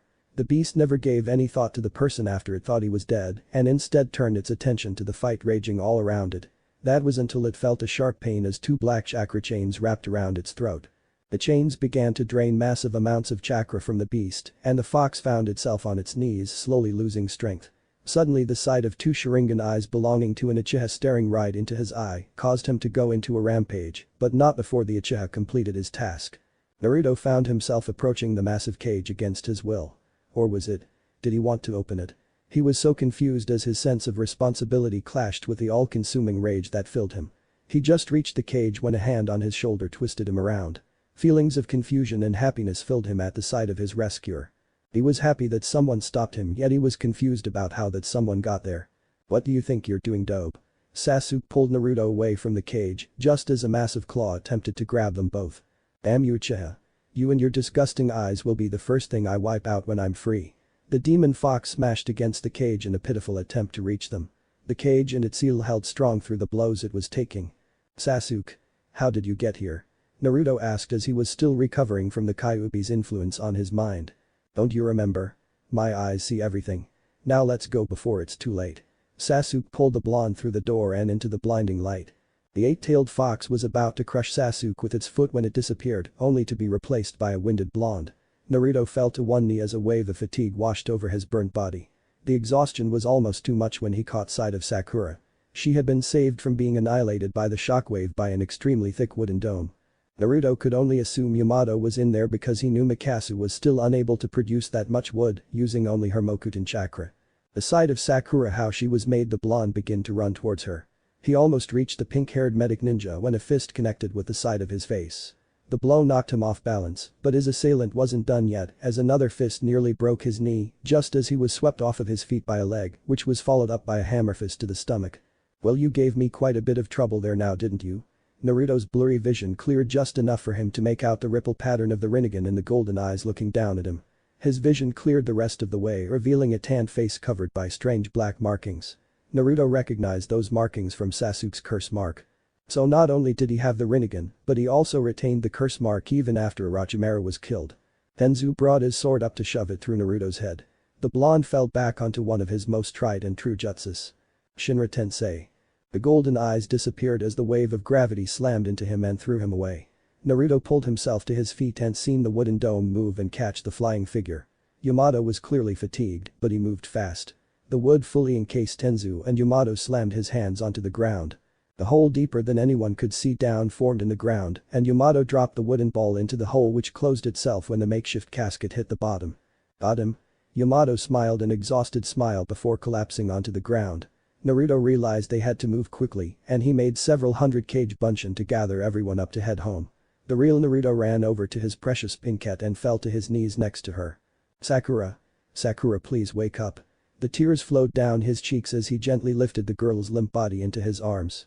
Sakura, please don't leave. Not now. Don't leave our child without a mother. Please. Please don't leave me. I know this is selfish, but damn it, I've loved you my entire life. I'll be damned if I let you leave me now. Sakura, please. Wake up. The magnificent emerald eyes that Naruto loved still didn't open. The pale body of the girl he always wanted didn't respond to the pleas of a desperate man. Death collected his prize without any regard of those that would be hurt by the passing of that person. However, death never collected from Naruto Uzumaki. The blonde's eyes began to burn as a flurry of memories emerged in his mind. A field of death. The feelings of despair he felt now and then. Life. The burning became searing, and Naruto grabbed at his eyes as he screamed in pain. He begged for the feeling to go away and pried at his eyes in an attempt to banish the pain from his eyes. Then it was gone. As suddenly as the searing pain had appeared did it disappear. However, it didn't take everything. Instead, Naruto carefully placed Sakura's lifeless body on the ground and began to concentrate. His thoughts were that of restoring life, of preventing death, and of keeping life in this plane of existence. His chakra was focused entirely on fulfilling his mind's desires, and it began to react to those thoughts. Naruto felt blood begin to stream down from his nose. The feeling gained in intensity and his eyes began to bleed. A feeling of complete exhaustion began to spread through the blonde's body, yet his concentration never wavered. Finally, when his vision began to blur, he shouted out an unfamiliar jutsu name. Rin Tensei. The king of hell emerged from the ground behind Naruto and opened its mouth, allowing a stream of green to shoot out from its mouth. Many of the spirits vanished into the distance, but many also remained and entered dead bodies. One entered Sakura's body, and Naruto watched in utter amazement as the hole in her stomach vanished and her eyes began to open. As the golden sunlight hit the dazzling green of her eyes, Naruto smiled and collapsed. Time skip. Naruto sat upon the newly restored Hokage monument and gazed out over the village. After Naruto's rampage, the Sound Shinobi had fled Konoha, and the former residents were able to practically waltz right in. Due to the shockwave from his transformation, Konoha was rebuilt inside of the crater said shockwave had formed. That day was 6 long months ago. During that time, Tenzu was presumed dead, and Konoha was rebuilt thanks to Yamato and Mikasu's efforts. Naruto was just starting to learn the sub-elementals, so he still had trouble using Mokuton among other things. He was just lucky that the eternal Manjikyo Rinnegan was able to mix the chakra types into the subtypes, otherwise he would have killed himself a long time ago from trying to force the chakra types to mix. The blonde sighed as he thought about all of the troubles still plaguing the world. Madara was still alive somewhere out there, and Jinchuriki were beginning to disappear. So far, Naruto had managed to resume his mission and finished collecting samples of each Bijuu's chakra about 2 months ago. The thought of what he still had to do was mind-numbingly stupid, but he had to. There was no other way. Ever since Naruto used the Rin Tensei, he heard strange rumors coming from the Sound, talking about how Orochimaru's experiments and projects were restarted by a new mad scientist. The rumors were treated like that. Rumors. Naruto wanted to investigate given the history between Team 7 and that snake, but Tsunade couldn't spare anyone due to the reconstruction of Konoha. Now with Konoha rebuilt, Naruto felt the urge to investigate subside. He was finally able to spend time with his family and was actually beginning to dread the day missions would be coming back to the normal amount. He didn't want this to end. He was able to be the father he never had, and it felt good. Naruto. He turned his head and flashed a toothy grin at his now fiancée. He had proposed to her at that very spot on the 4th Hokage's head several weeks ago. She held little Minato in her arms, and the boy flashed a near toothless grin back at his dad. The boy had his father's legendary smile and had, of all things, a well-developed and quite massive chakra network already. Tsunade predicted that the boy would surpass his father's chakra capacity without his Bijuu by 16 years old. That would always bring a massive smile to the blonde's face. His son was only 8 months old and already had the potential to be a legend. However, Minato had a strange ability with his eyes. They were able to change color. Normally they were an ocean blue, but when he got very angry his eyes would take on fox-like characteristics, like the pupils became slits. What worried Naruto was that his eyes would also turn red, like when Naruto would fall under the Kyuubi's influence. Many times though if a child was happy his eyes would remain as the glowing sapphire blue they naturally were. "Hey, you made it." He embraced Sakura before kissing his son on the top of his head. The blonde-haired infant giggled and gave them an amazing smile with a heart-melting laugh. Even without teeth that smile was definitely a Naruto smile. He was happy that Sakura was able to escape from Ino with the child still with her. Ino had become like a second mother for the young blonde and definitely gave Tsunade a run for her money in the spoiling department. Between Ino and Tsunade, Sakura and Naruto were surprised the boy didn't explode from candy and sweets.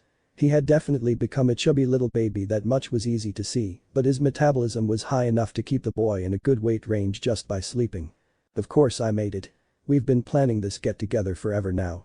Ino, Shikamaru, Sai, Sasuke, Hinata, and the others will arrive soon. So let's get everything set up." Sakura set Minato down, and together with Naruto, they began to spread out the blanket for the long-awaited picnic. Here is in Memorial Park, center of Konoha. The park was alive with activity like always. Children were running about playing shinobi while parents laughed with each other and shared stories. Couples lounged about in the grass while a few people had picnics set up. An artist was painting the memorial statue for Hiruzen Sarutobi, while several older children sat against the base of the statue and talked. The Gado sat in the shadows of a tree while awaiting word of Itachi's status. When Naruto used the Rin Tensei, he brought back many people without even meaning to. Itachi was one of those resurrected, although he was still in really bad condition.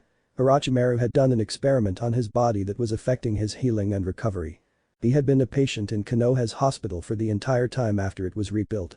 Nagato could still feel a dark and ominous presence filling this seemingly peaceful area. It was as if the feelings leaked from the ground and air. However, it was only in this part of Konoha. He remembered the solution to the Tenzu problem and still shook his head. Although there was no way he survived this long, it was still better to confirm the death of an enemy that strong.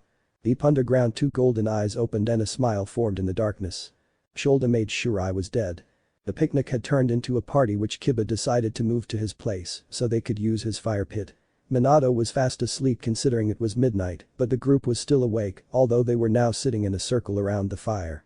Naruto sat with his back against a tree and Sakura sat in his lap while holding little Minato. Naruto gently rocked her ever so slightly to help relax both her and his son. Sasuke had shown up later after returning from his brother's room in the hospital. Sasuke had gotten off on a reduced punishment due to his recent actions. Instead of imprisonment, he was stripped of his shinobi rank for 1 year and confined to the village for 1.5 years. "So Shikamaru you and Temari, huh?" Kiba nudged the shadow user who just nodded. Naruto felt like he was being stabbed as guilt shot through him. Ever since Choji's death, Shikamaru never really was the same again. Although him and Temari were finally officially dating, much to Gaara's displeasure. He didn't have anything against Shikamaru. He did have something against anyone even remotely interested in his sister though. "Yeah, Temari, the troublesome woman she is, finally convinced me." Shikamaru sighed and fell to high back so he could stare into the cloudless night sky. Suddenly the park erupted in a ball of fire. Flaming chunks of earth rained down everywhere, large enough to crush houses, and fires began to erupt around the city. "What the?" Minato's cry cut Naruto off as he felt Sakura get pulled off of him. He turned his head and found his eyes staring straight into golden ripples. Then it happened. Blue and gold were locked together and hatred from both sides began to make the air heavy. The killer intent that poured from them began to physically weigh down the surrounding people. People began to collapse as a fear of death made many civilians, and even many shinobi, tried to crawl away from what could easily be a source of death for all of them. Naruto seen Sakura holding a terrified and screaming Minato while slowly moving away from the dangerous man staring down the father of her child. Naruto stood up and prepared to attack. "So it seems my cousin has become too relaxed during my little vacation. Well, no matter, I'll be sure to use that to my advantage." Tenzu smiled and grabbed the hilt at his side. What confused Naruto was when he drew the hilt to find it had no blade. Using Naruto's confused state, Tenzu lifted his left hand towards Naruto. "Bansho Tenin." Naruto reacted too late as he tried to stick to the ground with chakra. He was pulled towards Tenzu, who began pumping chakra into his weapon. Slowly the chakra began to form a blade which Naruto realized was the same blade that impaled Sakura. He quickly countered by transforming his right hand into a chakra cannon. Asura attack. The beam shot forward and Tenzu was forced to break the pull on Naruto to avoid the attack. Naruto rolled to his feet and fired several more shots before sprinting forward while drawing his own katana. He returned his hand to its normal before pulling his staff out. As he closed the dietance, Tenzu flipped over Naruto and swung at his head trying to remove it. Naruto dropped to his knees and used his momentum to slide forward under the slice. He jumped back to his feet and brought his blade behind his back to block Tenzu's slash before kicking his foot backwards to create space. The blonde spun around and pointed the staff at Tenzu to send him airborne. How did he do that without speaking? Sasuke asked Sakura while still looking for an opening to help. He's been practicing so much that he is now able to use the Bansho Tenin and Shinra Tensei without speaking. Sakura answered. Tenzu sat up suddenly and fired several shots from a chakra cannon at Naruto, who simply absorbed the attacks when they reached him. This isn't going good. I didn't expect him to have both the sword and the staff of the Rakuto Sennin. I need to make an escape route for myself for when the time comes. Naruto still waited for Tenzu to do something, but the gold-eyed Uzumaki stalled for time. Not very chatty, are you? Naruto gave no form of response, instead he remained completely still except for his eyes which were constantly following Tenzu. After a few moments of silence, Tenzu shrugged his shoulders and charged. Just as he reached his target, Naruto parried his sword and spun around Tenzu while swiftly bringing the staff down on Tenzu's back. He inhaled sharply from the stinging contact. He leapt into the air and spun around with the intent to deliver a viscous kick to Naruto's head, only for his foot to be evaded. Naruto pressed his palm to Tenzu's chest, causing him to go spiraling backwards. The brief moment was all Naruto needed to execute his plan. Guchius. Jito Meizo. Now Naruto had this all planned out. From the summoning to Tenzu's inevitable defeat. Well, everyone knows how plans go. As soon as the statue was free, several things happened. Naruto discovered the Biju were fully regenerated. He also discovered that the statue decided he was their new host. Naruto found himself suspended in midair by 8 red masses of chakra. Before he could react, the chakra all swirled together before slamming into the seal on his stomach. The pain was substantial as the mass forced itself into the seal. When the last trace disappeared into the seal, Naruto collapsed on the ground while fighting with the new massive amounts of energy that felt as though he was being torn apart. Tenzu stared at his cousin in shock after witnessing and understanding what just happened thanks to his Rinnegan. He quickly got up and aimed a chakra cannon at his head, knowing if he didn't kill Naruto, now the Rakuto Sennin would truly be reborn. Just before he fired, a shockwave flew out from Naruto's seal. His shirt was shredded and everyone watched as the design from his rope began to form on his back. The process was slow, but as one tomo formed on his seal, another would form on his back. After all 9 were present, the seal on his stomach shifted into the shape of a ripple pattern, with 3 tomo on each level. The design on his back also had a ripple pattern form above it. After several minutes, Naruto's screams of pain died out instantly. Tenzu seen Naruto had fallen unconscious and was about to take the shot that would blow his head clean off when Kakashi, Guy, and Yamato all appeared around him. At the same time, Sakura and Sasuke had moved to Naruto's side in order to defend him. Ino had taken Minato to safety and Tenzu, realizing he was outmatched for now, disappeared by sinking into the ground. Naruto. Naruto, wake up. Sakura gently touched his shoulder when he suddenly went into a fit of seizures. Sakura and Sasuke did their best to keep him from hurting himself until the fits had passed. Once they were done, the two quickly and gently lifted him and swiftly made their way to the hospital. Naruto found himself in what was normally the fox's room, but he was confronted by not only an uncaged 9 tails, but 8 other Biju. What's going on here? Naruto found himself slightly intimidated by the sight before him, but stood his ground. The Kyuubi grinned and answered. Naruto Uzumaki, you are to fight all of us and beat us in order to begin the rebirth of the Kyuubi. We will not be fully merged. Instead, for each one you beat, the loser will give up a portion of their chakra for the revival. Also, one more thing, the Kyuubi gave Naruto a malice-filled grin, you will not awaken until you have beaten all 9 Biju. But that the Kyuubi attempted to smash Naruto with his paw. I'll start. Tenzu stared into the one visible eye of Madara Uchiha while he waited for the masked man to consider his offer. In the shadows to Madara's right, a figure stood with a large hood drawn over their head to hide their features. So you wish to help me achieve my plan? What's in it for you? Madara stared at him intently while waiting for an answer. I only wish to be the one to remove the head of Naruto Uzumaki from his shoulders. Tenzu felt slightly unnerved by the chuckle from the hooded man, but said man didn't say or do anything else. Madara's voice refocused his attention. You have a deal. Time skip. 7 days. Sakura sat beside Naruto's hospital bed for the 4th straight day. The staff had long since given up on trying to convince the distraught Kunoichi into leaving. Minato was staying with Ino, considering Sakura's mental stability was currently shaky at best. Occasionally Naruto would cry out in pain as another tomo on his seal became red. There were only 2 black tomo left, but everyone was still confused about what was happening. The design on his back only had 2 red tomo, while the rest had turned green. Now Sakura sat staring blankly at him when he suddenly convulsed in pain and the other 2 tomo became red. The ripple pattern began to spin, each ripple going a different direction, and began to pulse with an ominous black light. The marks on his neck faded to black and began to pulse the same black light. Naruto began to have violent seizures and was screaming so loudly that her ears began to hurt. He was in more pain than Sakura had ever seen him in, and she couldn't do anything. "Oh God, Naruto, please wake up. Please, please, please wake up." Her tears flowed down in streams as she hugged him close. A tear landed in each of his eyes, and they suddenly shot open. Sakura was horrified as she found herself staring into one blue eye that she was used to and one black eye with red ripples. Then she knew. Everything that had happened was projected into her mind before the two eyes closed again, but she now knew what was happening. She needed to warn the staff. It was 2 days ago that the hospital evacuated. Once the last person was out, the building did the impossible. It vanished. Only Naruto was left inside. Now out of the blue the entire hospital reappeared looking like it had been in a war zone. Its sudden reappearance shocked many people. It didn't take long for a crowd to form either. Everyone was anxious to see what would emerge from the destroyed building. The building was dark and nothing could be seen moving inside through the shattered glass. Everything was silent. Not even the birds were chirping. It was as though the world held its breath in anticipation for anyone to emerge from the devastated building. "Look." The shout made everyone turn their gaze to the hospital, and a figure could be seen slowly making its way out of the building. The figure collapsed to one knee and was forced to extend an arm to catch itself. After several moments it pulled itself up and began to stumble towards the door. As the figure neared the entrance, Sakura seen the green glow from every pattern etched onto the figure's body. "Oh my God." Sakura started forward even before the person cleared the structure. Sasuke tried to stop her but missed her arm. Cursing under his breath, the Uchiha followed to ensure her safety. The front door fell open and Naruto fell forward face first into the ground. Sakura dropped to her knees beside Naruto and rolled him onto her lap.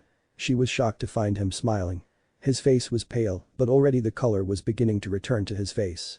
It was like she could physically see his energy returning right before her eyes. "I did it, Sakura. I finally did it."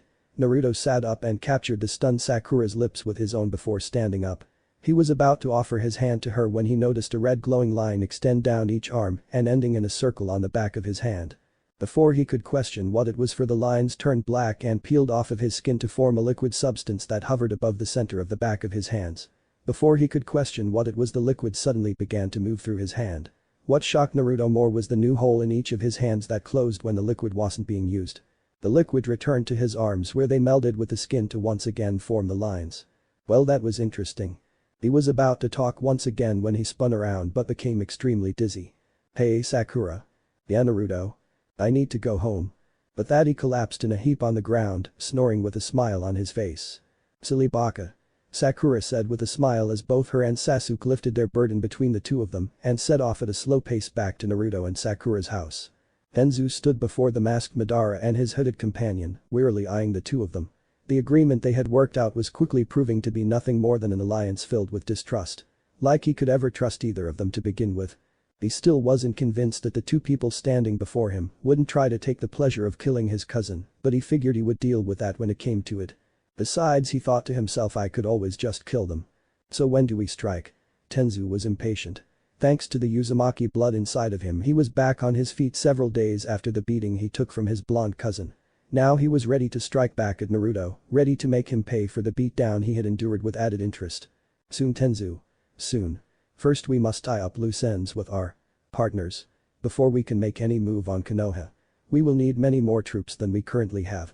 Tenzu watched the mask turn his way, so he was now staring into the lone Sharingan the masked man possessed.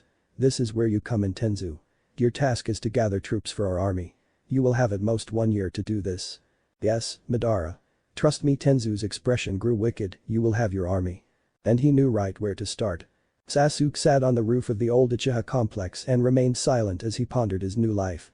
He ignored the rain that hammered down on his already soaking body while silently contemplating what came next. He also found himself regretting the past more and more. The fact that he was still here though was a testament to the loyalty his friends still felt to him despite everything he had done. All of his desperate attempts to sever the bonds he had with them seemed to fall under the mistakes and accidents category for them. He found his thoughts wandering to his brother.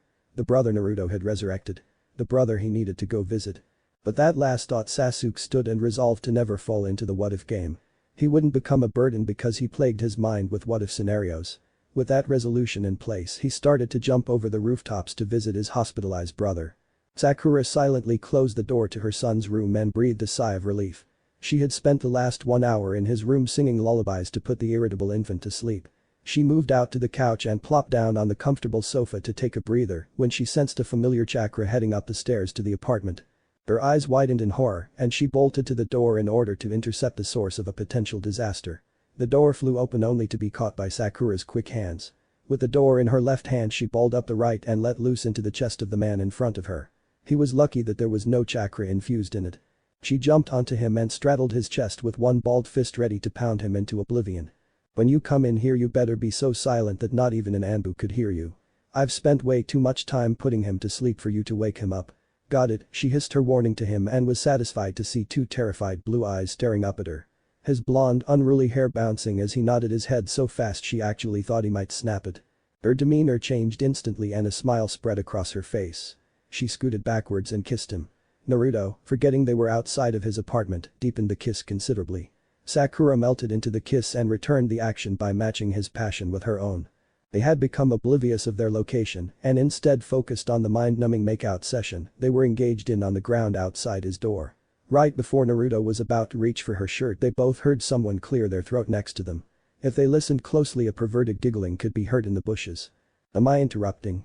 Kakashi just barely glanced at their crimson faces before returning his attention to the perverted book that was a constant in his life. In a record time both people were standing, blushes and all, and staring at the masked shinobi. You two look lost so I thought I'd help you remember where you were while I was walking the path of life. Kakashi's smile was evident even with his mask on. So what you meant to say was Guy is wanting another rivalry match, right, Kakashi-sensei? Sakura wore a smug smile as Kakashi's smile rapidly disappeared. He slowly nodded when suddenly Guy's voice rang through the air from several blocks over. When the two lovebirds looked back at Kakashi he was gone. Chuckling to themselves they made their way back to their apartment. Sakura, completely forgetting their previous activity, was about to go make dinner when Naruto spun her around and captured her lips with his own. I'm not finished with you. Naruto said once he broke the kiss off. We were only interrupted. For me that just means I pick up after the interruption. You should know that Sakura-chan. He grinned at her as she failed to suppress her own grin. When he started chuckling she glared at him. If you want to keep going you'll shut up and keep kissing me, baka. That was the only invitation he needed, but he decided to skip the warm-up and instead threw her over his shoulder and began to make his way to their room. Sakura shrieked and giggled the whole way there and laughed outright when he tripped on his own foot as he tried to set her down. They both flopped onto the bed, but Naruto smoothly recovered by kissing her as soon as they hit the bed at the end of the fall. Just as he was about to lift her shirt the mood was ruined by Minato's crying. They both let out a frustrated sigh, but when Sakura got up to take care of him, Naruto scared her half to death by using the substitution jutsu to switch places with her. I've got this, Sakura-chan. You just relax there. He smiled at her and vanished around the corner. By the time he returned Sakura was fast asleep. He smiled at her sleeping form before stripping down to his boxers and climbing into bed next to the sleeping Kunoichi. Sleep good, my cherry blossom. He gently kissed her before carefully wrapping her in his arms. Tell me where to find him before you end up like your friends over there. Tenzu held the terrified man off the ground by his throat while using his head to nod in the direction of the other 5 thugs he had killed. They had tried go jump a hooded man thinking it would be easy money, but they couldn't have been more wrong. I'll say it one more time. Where is your leader? He tightened his hand and the man finally began to choke out his answer. He's in the bar. That's where he always is. Ask the bartender to visit the man in the VIP room. Tell him Ichinara sent you. Please just don't kill me. The man broke down into sobs. Tenzu threw him on the ground and the man bowed at his feet. Oh, thank you. Thank you, thank. Your life was forfeit the moment you attacked me. His sudden intake of breath was cut short when Tenzu's blade tore through his skull. He noticed the blade protruding from the man's mouth and grimaced before he yanked the blade free. He glanced up at signs several buildings down. The Kitsune Bar. He read the sign a few more times to commit it to memory before he turned towards the alley with bodies strewn throughout it. Akamikyaku. Later people would always say that the flames seemed to appear out of thin air, but regardless of how it got there over 3 blocks of the street would be missing by the time the blaze was brought under control. Now he would use the chaos to follow in his favor. Tenzu smiled realizing just how easy this was going to be. -21 years ago. Tenzu ran down the tiny street smiling happily as he went. His goal was the Hokage Tower where he knew he would find his uncle busy writing, signing off on paper after paper, hoping to keep up with the ever-growing stack. Normally the golden-eyed boy would be called to his uncle's office for pranks that he was caught doing or for skipping classes at the academy. However today was different. The day his uncle had promised that if he did good in all of this month's grades, then he would let him come to the tower to spend a day with him as an early birthday present. Tenzu reached the stairs and clambered up them as fast as his 10-year-old legs could take him.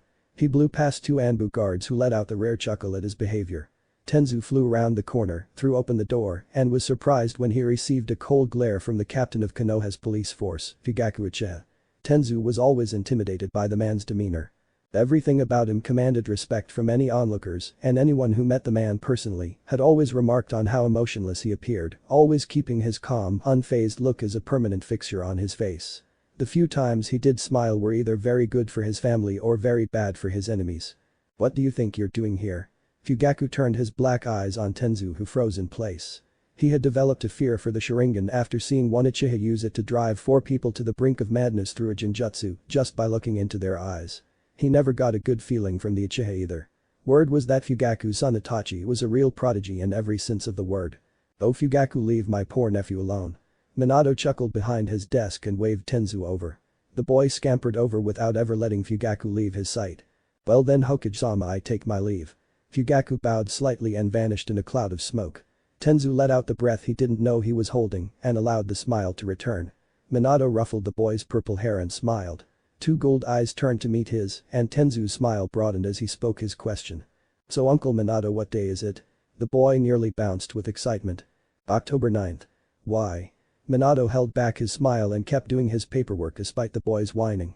Finally he let it slip and stood up with a giggling boy in his arms. "It is October 9th and it's gonna be the best birthday you've ever had." October 11th.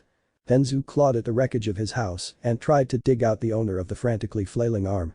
The feminine arm of his mother clawed at the air as he muffled screams sounded beneath the pile of mortar and rubble he once called home. His fingers were bloody from digging, his voice hoarse from screaming for help, his tears flowing at the thought of what he would find, and his heart breaking with every scream from his mother. "Oh God, somebody please help me." His tears came in fresh waves as his efforts renewed when he heard rocks shift and the snapping of bones followed by his mother's screams of pain come from within. "Somebody please. Please help me." His sobs muffled all other sounds, and his tears blurred everything in sight. The sounds of his mother's screaming began to die down into gurgling moans of pain. Finally Tenzu let out a strangled half-sob, half-scream of anger, and tore away the boulder covering his mother's torso. As soon as he caught sight of what was underneath the boulder he turned away and emptied his stomach onto the destroyed street. His mother was covered in blood and missing the lower part of her body. Tenzu realized the snapping noises he heard was in fact the boulder breaking through her body and literally breaking her in half. His father wasn't even recognizable as the fire had scorched him beyond recognition. His sister was nowhere to be found. His mother grabbed his hand and tried to speak. She couldn't make the sound she wanted. Instead she gurgled and choked on her own blood. Tears streamed down his face as he pulled his mother's hand into his. Her tears intermingled with the blood covering her face and she smiled one last time before Tenzu saw her vibrant eyes go dull as her life ended. "I swear mom. I swear. I'll kill the fucking Kyuubi. I swear this to you. On my family's grave." His agonized screams died down to bitter sobs. He only stopped when he felt a dull ache in his eyes. Present. Tenzu shot up kunai in hand. He frantically scanned his surroundings as the adrenaline from his dream pumped through his system. Every corner could hold a threat, every shadow a hiding place. His rippled eyes scanned the room and soon the adrenaline rush subsided. He stashed the kunai back where it came from and rubbed his face with shaky hands. He wasn't afraid anymore now that he realized he was just dreaming. Instead he now used the dream to strengthen his resolve on completing his one and only goal. Kill the Kyuubi. Sakura woke when she first realized that the space on the bed where Naruto sleeps was empty. She lifted her head and looked around the room. She was still trying to shake the fog of sleep out of her brain and failed to notice the sliver of light shining out from beneath the bathroom door. Inside the bathroom Naruto sat against the door still trying to recover from the hellish nightmare he just experienced. Over the course of his life he has always had nightmares ranging in content, but after he began traveling with the Akatsuki and Jiraiya, he began having a nightmare that involved Jiraiya. In those dreams he would often be forced to watch his mentor fight against a figure. He could never make out his shape and the more he focused on certain parts of the figure, the more they would blur out. Jiraiya would fight desperately against this person, but would never land a blow. Eventually the person would grow bored and begin killing Jiraiya right in front of him. Naruto's screams would go unheard as he broke down and cried while he watched the closest thing to a father he has ever had die a slow and torturous death. Then the figure would look in his direction and would always say the same words. "She's next." Thinking about what those words meant sent a chill down his spine, and the thought of being forced to watch his friends die in front of him made the blonde break into a cold sweat. When he was training his genin team, he would also be meditating and slowly increasing the duration of his sage mode. The training was taxing enough by itself, however. When he was alone he would practice each elemental affinity by sparring against sage mode enhanced Cage Bunshin. However, the dreams had begun to shift 2 weeks ago. Now instead of just being forced to watch Jiraiya die, each dream would throw another friend in, and he would watch each of them die in different ways, each worse than the last. The knight's new friend to be killed was Sasuke. After he watched the friends before him die, his voice was already hoarse from screaming warnings to his friends and shouting curses at the attacker. His tears were dried up and he felt numb. He wanted to cry when Sasuke was stabbed by countless shrouded blades. He wanted to cry when the figure slowly pulled out each of Sasuke's eyes. He wanted to cry when Sasuke, crawling blindly towards him with blood running from the empty holes where his eyes once were, begged for him to help before he was lifted into the air and decapitated. Normally one would cry when his best friend is cut down right before his eyes. They would cry, curse, make futile promises. Anything to try to make them open their eyes again. But that was not what happened. Naruto shed no tears. Screamed no threats. He promised nothing. He just stared. His gaze was empty, seemingly dead to the world. He was drained. Emotionally drained from the constant nights of traumatizing events only to be forced to wake up and put on a smile. It was bad enough now where he would see flashes of the grisly remains of his friends, even as he spoke to them.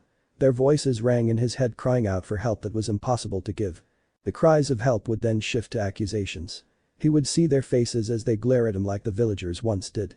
They would ridicule him, degrade him, call him a liar, and tell him how he would never fulfill his promises. He would fail them all in reality like he did in his nightmares. However, tonight during this verbal onslaught only one thing held his attention. The severed head of Sasuke Uchiha with bloody holes where his eyes once were, yet the head maintained eye contact with the blonde. Right before the next bout of verbal abuse came, the head gave him a smile twisted with demented glee and said 2 words. She's next. It was at that point that Naruto shot up in his bed, eyes wide with terror. He frantically searched the room for the mutilated corpses that were just tormenting him. Naruto's heart was racing and refused to slow its erratic pace. He got up and stumbled like a drunk to the bathroom. After closing and locking the door, he quickly stumbled his way to the sink. He tripped and caught himself on the sink counter, and using it to support his weight, he filled the sink with near freezing water and plunged his heated face into the water. After repeating the action several times, he finally grabbed a towel and began to use it to dry his face. After emptying the sink, he collapsed against the bathroom door, put his hands on his face, and shed silent tears. He was as quiet as possible during the whole ordeal. He had 2 priorities at the time. Calm himself down, and to do so without waking Sakura. Despite everything, he still cared for her more than himself. He would never willingly tell her why he appeared so sad in the mornings when she asked. He would just plaster on his smile and ask her what she was talking about.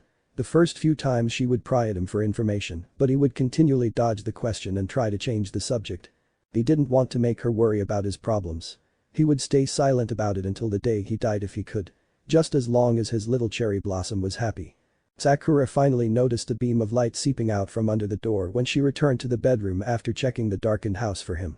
She seen the shadow of someone that appeared to be sitting against the door. As she approached the door, she seen the shadow rise and the door came open. The sudden light blinded her momentarily and her training kicked in until she heard Naruto's voice. "Sakura. What are you doing up so late?" Concern for her well-being flooded his voice, and as her eyes adjusted to the light, she seen him looking at her with concern in his cerulean eyes. She also caught a glimmer of something resembling sadness in his gaze. Her medical training kicked in, and she could see his muscles tensed up beneath his tanned skin, a noticeable difference from his usual state of relaxation. Yet even then she could tell he was tensed up slightly, ready to respond to danger at a moment's notice. However, now there was none of that practiced tenseness. Now it was as if he had just come out of a fear-induced state of shock. She also noticed how his eyes were twitching slightly, as if he was scanning the room while keeping his gaze on her. She could see the slight dampness of his hair from when he had submerged his head in water. His eyes were slightly red and puffed up from crying, and the smell of sweat faintly lingered on him. She knew at once that he was definitely not fine. "Naruto, what happened?" She kept her voice as gentle as possible, yet she wasn't going to let him dodge the question this time. "Sakura, don't change the question. Did I wake you up?" He seen his eyes darken at his attempts to avoid his question. He knew that this time he wasn't getting out of this. She seen his fragile control shatter the moment she began to get angry. His eyes began frantically looking for an escape route like a cornered animal. She instantly recognized these symptoms. The recognition made her blood run cold. He was displaying the same symptoms as the severe trauma patients she had to treat. These patients were few due to the simple fact that the amount of traumatic events needed to drive someone to this point was usually only seen in S-ranked levels of Genjutsu. She instantly switched to medic mode and tried to calm him down while keeping her voice as soothing as possible. It seemed to be working until he heard someone pounding on the door. Sakura took one look at him and knew her chance was ruined. She became frightened when the ripples extended from his pupils, with the tomo spinning out before settling into position. She turned and ran from the room. Her one goal was to get Minato to safety. She ran into his room and scooped him up. With near inhuman speeds fueled by chakra and adrenaline, she barreled through the door straight into Sasuke. She continued moving forward and took him over the balcony with her. She landed on her feet protectively clutching Minato in one hand while dragging Sasuke with her other. "Sakura. Stop. What's going on?" She threw him to his feet and locked eyes with him briefly. "Run." Suddenly a loud explosion was heard and Sasuke watched the smoke curl into the early morning sky. He grabbed her shoulders before she could bolt and repeated the question. Another explosion later and still no answer. Sasuke used a Genjutsu to find out. After returning to reality, Sakura had calmed down slightly. Although it didn't help that the Uchiha looked slightly afraid. The same Uchiha who had never shown fear after his battle with Zabuza during their first C-rank mission. "Sakura, get Minato to safety. I will alert Tsunade. We need to get the people out of here. In his state he is likely hallucinating, which may make everyone look like a threat. Go. Now." The Sasuke disappeared in a cloud of smoke as soon as Sakura was 3 rooftops away. Their voices mocked him with his failures over and over. Everywhere he looked their bodies stood rotting away yet still talking. But this time was different. This time he could fight back. He raised a chakra cannon and leveled on a group of civilians. Terrified by the action and his crazed look, they ran away from him. "What?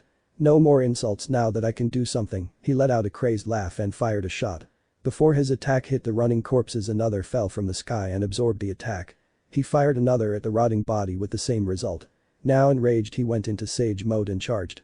Nagato quickly dodged X right just as Naruto stabbed at him with the sword that was his hand a few seconds ago. Nagato continued blocking and dodging just long enough for the recently recovered Itachi to land right in front of Naruto. They locked eyes and Naruto fell forward onto the ground, the inertia from his strike carrying his now limp body forward.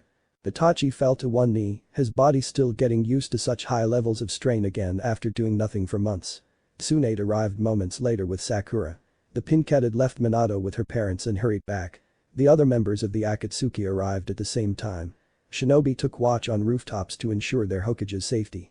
They all knew that if Naruto was still going, they wouldn't be able to do anything other than become human body shields for their leader. Ino and her father Inoichi arrived after being summoned by Tsunade via Anbu. They instantly set to work and entered his mind. Minutes ticked by, which soon turned into an hour. Finally, after a long hour of suspense, the two Yamanakas opened their eyes and turned towards Tsunade and Sakura. "We need to talk in private. Now." Inoichi's tone said it all. Something very bad had happened. Silently, Sakura followed Tsunade, Inoichi, and her childhood friend Ino up the winding stairs leading to the Hokage's office. Sakura cast a quick longing glance over her shoulder in the direction of the hospital where the love of her life was now occupying one of the many beds. They were keeping him constantly sedated in order to prevent another episode that could have had far worse consequences. Luck had been on their side that Nagato and Itachi arrived when they did, otherwise the loss of life would have definitely been higher than 0. "Sakura, come on, the sooner we tell you and Tsunade-sama what's going on, the sooner you can go treat him." Sakura snapped back to reality at the sound of Ino's voice and turned towards her friend and nodded. Before she could take 2 steps, Ino caught her arm. "Naruto is going to be fine. You've got to get that mind of yours right. After what he's seen, he will need you as his rock. You always talk about everything he has done for you and how you don't deserve him, right? Now is the time to prove yourself wrong." The gloom lingering in her downcast gaze spoke silent volumes. She truly believed he deserved far better than her. What she didn't realize was she was exactly what Naruto needed in his life. A firm hand to keep his pranking from getting out of control, while also being a pillar of strength for him to lean on when things seemed impossible. She had become a constant in his turbulent life, and in the end that was far more precious to him than anything. His own bright cherry blossom to illuminate his world when everything else became clouded. "Sakura, believe me when I say you are the best thing to ever happen to that boy. He once said that even if you had chosen Sasuke over him, he would still love you. You will always hold a piece of his heart. A piece which is needed to love someone. And that part is always going to be yours. Now put on your big girl panties and help your man." Ino finished her little speech with a sassy grin. That grin broadened when she saw a new light flicker to life and shine deep in the Pinket's green eyes. A light that Ino hadn't seen since Naruto left on his training trip. It was the light of pure determination. The same flame that was in Sakura's eyes when she decided she loved Naruto, it was back once again to help Sakura show just how much she loved the #1 hyperactive knucklehead ninja of the leaf. You're right, Ino pig. I need to be there for him no matter what happens. Thanks again for the talk. The blonde ignored her old nickname and instead took the compliment she was handed. Sakura took in a deep breath to calm her nerves before moving into the building toward the room where she would learn what was happening to the father of her child. Jutsu. Sakura found her hand tightening around the seat of her chair. The furniture was clearly breaking under the stress the worried Kunoichi was putting on its poor wooden body. Inoichi nodded his head once to the question. How did this happen? Jinjutsu shouldn't affect him with his abilities. So how did this happen? Tsunade's hands were steepled in front of her face. The look in her eyes was that of parental rage. She reminded Inoichi of himself whenever someone thought to hurt his precious daughter. This was a highly specialized jinjutsu that was designed for the sole purpose of breaking Naruto's spirit. The jinjutsu would only trigger when he locked eyes with a pair of Sharingan. That happened when he locked eyes with Sasuke in his nightmare. I'm surprised that the dreams alone didn't push him to this point some time ago. He's a strong shinobi, that much is for sure. Inoichi locked eyes with Sakura, knowing that she would ask the next question. What do we do now? How do we fight this jinjutsu if it's this specialized? Sakura asked, hoping they could end her love's nightmare quickly. We either let the jinjutsu run its course or we find the person who implemented it. She's next. You can't save her. Your family will die. You will kill them. Naruto clutched his hands to his ears and closed his eyes, trying to block out the scene before him that was tormenting his senses. No. He slammed his hands down into the blood-soaked ground. The dirt had turned to mud long ago due to amount of ruby liquid soaked up by the thirsty earth. His tears fell freely even when the pair of feet entered his blurred line of sight. The sound of armor rustling reached his ears. Even in his tormented state he still couldn't help but follow his shinobi training. He didn't flinch when the gloved hand grabbed his chin and yanked his eyes up. For Naruto this moment was one of painful clarity. He finally learned who his tormentor was. However, with this knowledge only brought dread. Madara Uchiha. Naruto hissed the name in a manner that would have made Orochimaru proud. The flash of red in Naruto's eyes was a rare occurrence, but now the tortured boy openly welcomed the rage coursing through his veins. He could hear the Bijuu all growling at this lone human. There was obviously a history here that Naruto would have to find out soon. Naruto Uzumaki, I presume. Or do you prefer Naruto Namikaze? Madara's expression was that of absolute boredom. Even Shikamaru would be jealous of this guy's cool demeanor. However, Naruto was not concerned about how this man measured up to his friends. Right now he was concerned about what this man wanted and why he was in his personal hell. Bijuu. Give them to me now and I will end you swiftly. Naruto gaped at the Uchiha before him, not quite sure on whether or not to take him seriously. Madara's gaze bore straight into Naruto's unyielding blues, both sat there locked in a silent battle of wills. You're either very stupid or very strong, Naruto Uzumaki. To deny me is to court death, yet I find your audacity intriguing. I want to fight you at your full strength. I'll end the jinjutsu only if you train. You will have little time after this meeting. Prepare for death if you're not prepared to fight. Madara made a simple hand sign, and the dreamscape faded to nothingness.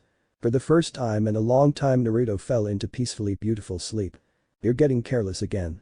The raven-haired man gracefully sidestepped the much less graceful thrust of his blonde counterpart. He parried the blow and delivered a fierce knee to his partner's gut to remind him of who he was fighting. The blonde grunted and attempted to create space between them with a vicious upward slash. Once again the blonde's plan backfired when he felt a powerful hand twist his sword-wielding wrist. The sudden pain that only accompanies a broken wrist caused him to drop his sword with a heated yelp of pain. Before he could retaliate, the black-eyed man brought the point of his sword to rest near the blue-eyed man's vulnerable throat. God damn it, Sasuke. I ask you to help me improve my sword fighting skills, not break a bone every chance you get. I agreed to no abilities, but if you want to play this way I'll kick your ass all around, Konoha team. The blue-eyed man gingerly held his wrist in place while his jade-eyed love healed the newly broken appendage. Shut up, Naruto. You wanted to learn Kenjutsu, so I'm doing just that. But given your different fighting style and your hands-on learning style, I'd say it's safe to throw in ninjutsu. Just don't cry when I beat you, dope. The medic finished quickly with the help of the natural healing abilities of the injured boy. Making her way out of the danger zone, her annoyance flared remembering she had plans for them. A cocky Naruto smirked and was about to reply with a taunt to his friend when Sakura shouted back over her shoulder, "Don't hurt each other too much. I still have plans that require me having energy and Naruto being in one piece." Sasuke was dumbfounded by the fact that the normally well-spoken Sakura would say something like that out loud. Lost in his surprise, he didn't notice Naruto's outstretched hand until it was too late. Sakura removed the kunai from Naruto's knee and the 3 shuriken from Sasuke's left and right arms. For each tool she removed she would hit them on their heads, much to baby Minato's delight. "You two Bakas just had to get carried away, didn't you? Pull, drop, hit. You always get carried away when you two train. Pull, drop, hit. I mean seriously. You destroyed 3 damn training grounds. 3. Crack, pop, hit. And you did it all when a baby was here. Smack, smack, punch. Ouch." Both simultaneously rubbed the newly forming bruises on their already battered cheeks while sheepishly looking anywhere but at the furious pink cat above them. Said pink cat glared at each of them with such intensity that even Tsunade herself would have cringed. The angry woman waited for a response from either of them, all the while watching the hand signals they foolishly tried to conceal. As soon as she saw them move to leap into action, she grabbed Naruto's arm while barely missing Sasuke's quick leg. "Go on without me. Make sure everyone knows I died a hero," Naruto shouted at Sasuke's retreating form. He waited for some form of a hit or a smack but instead felt her tight grip release from his arm. "You're not dying.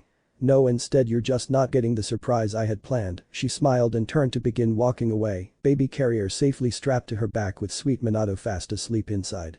"Oh no, wait, Sakura-chan. Please let me make it up to you. Please." He did his best puppy dog eyes and was rewarded with a response. "Bring Sasuke back and I'll think about it." She began slowly counting down from 10. Naruto nodded furiously and turned in Sasuke's direction. He heard Sakura say 0 just as a purple Susanoo came into existence. "I am." Jiraiya gazed upon the sight before him in pure horror. Never before had he seen such a vast number of people slaughtered by such a small group. He had been following rumors of an organization hiring mercenaries to build an army for something sinister. This pack of monsters was made of several powerful individuals who were reported to have strange eyes. After following the rumors and the sporadic leaks of information from his network, he had closed the distance and was just under a day behind them. Earlier he had seen smoke rising and rushed towards the location to find this atrocity glaring back at him. It marred his soul in a way it hadn't been since the war. Not a single structure was left standing in this once vibrant town. All throughout the area corpses littered the ground and blended with the rubble. Many were burnt beyond recognition, and the ones who escaped the flames all shared one gruesomely puzzling similarity. They were all very recently decapitated. Yet despite this, the heads were nowhere to be found among the carnage. He was about to continue on when he heard a terrified scream. A very close shriek that sounded as though it was coming from the nearby forest. Jiraiya ran as fast as his muscular legs could carry him and soon stumbled across a clearing with a lone woman surrounded by dozens of bodies all face down in the green grass. However, it was the woman that had Jiraiya's full attention. He knew this woman. In fact, she was his spy master. "I'm sorry, Jiraiya-sama," she cried just as a sword punched through the back of her skull and outer open mouth. "An annoying one, she was," Tenzu quipped as he removed his bladed from the limp body of the dead spy master. He moved cautiously, as if he was just done training, "but she did play you like a flute. Your spies were very good at what they did. Sadly, I'm better at finding things to use as leverage." Jiraiya had long since recognized the bodies as the remains of his delicate spy network. Reluctantly, he had also realized that he had already lost this fight before it even started. His foe was another user of the legendary Rinnegan, like 2 of his best students were. Having seen the power of the Rinnegan firsthand, he knew he had to use Sage Mode if he wanted to make it out of the clearing with his life. "Oh, and Jiraiya-sama," Tenzu looked straight at Jiraiya and smiled with sick glee, "Kabuto wants your body intact, mostly." Jiraiya flooded his feet with chakra to counteract the pull and activated a shortened form of Sage Mode. As soon as the pull stopped he charged. Naruto felt the presence at the last second before the knock sounded softly on the wooden entrance of his home. He walked to the door and opened it just in time to see the light leave Jiraiya's only remaining eye. Several days had passed since Jiraiya's lifeless body tumbled through his student's front door. But despite the small amount of time that had slipped by, a surprising amount of things had changed. Naruto sought refuge from his sorrow and began training vigorously, having yet to return home. His raw emotions fueled this self-destructive spree of training to the point of draining his massive reserves, only to call upon the Bijuu's power to keep him going. However, even his legendary stamina levels had to reach a breaking point. He reached that mark earlier that afternoon, but instead of going home, he pulled his overworked and nearly broken body to the place where his former mentor was laid to rest. It was there Sakura found him, out in the bitter cold rain, the man she loved on his knees weeping like a lost child. "Oh, Naruto." She moved forward to be by his side, to comfort him, when she became aware of someone watching the same scene beside her. Turning to confront the person who was able to slip in right beside her without being detected, she was surprised to find Sasuke watching the tragic scene with a visibly painful look on his face. "Sakura. Give him a few more moments to himself. Then go to him." Sasuke seemed to be remembering a very painful part of his own difficult life. A time that wasn't hard for Sakura to guess. "Alright, Sasuke." No matter how much it hurt to see her lover like that, she knew that Sasuke was sadly experienced in such events. So instead she turned sad eyes away from the heart-wrenching scene before her, seeking sanity in the cover of the forest beyond the endless headstones. Naruto slammed his fist into the ground for the sixth time as his emotions swung back and forth in a mixture of petty rage and bottomless grief. His tears flowed without restriction, yet his stomach burned with an all-consuming hate that threatened to destroy his very being if there was no target soon. Amatero Sennin. Why? Why did you have to leave me too? Another sob choked him up as he remembered the times he shared with the self-proclaimed legendary pervert. He thought it was appropriate that the weather seemed to reflect his emotions as a bolt of lightning streaked by overhead. Sorrow and rage. Rain and lightning. I swear. He lost his voice as he tried to bring his rampant emotions under control. Then, as if someone flipped a switch, his face was set in an almost grim resolve. I swear that the person who did this to you will pay. A flicker of red mixed with his ocean blues before fading away. They will suffer as you did. They will die. For a few moments it seemed as if time itself stopped as Naruto pulled a rubber ball from his pocket. It was small and firm, fitting into his palm with ease.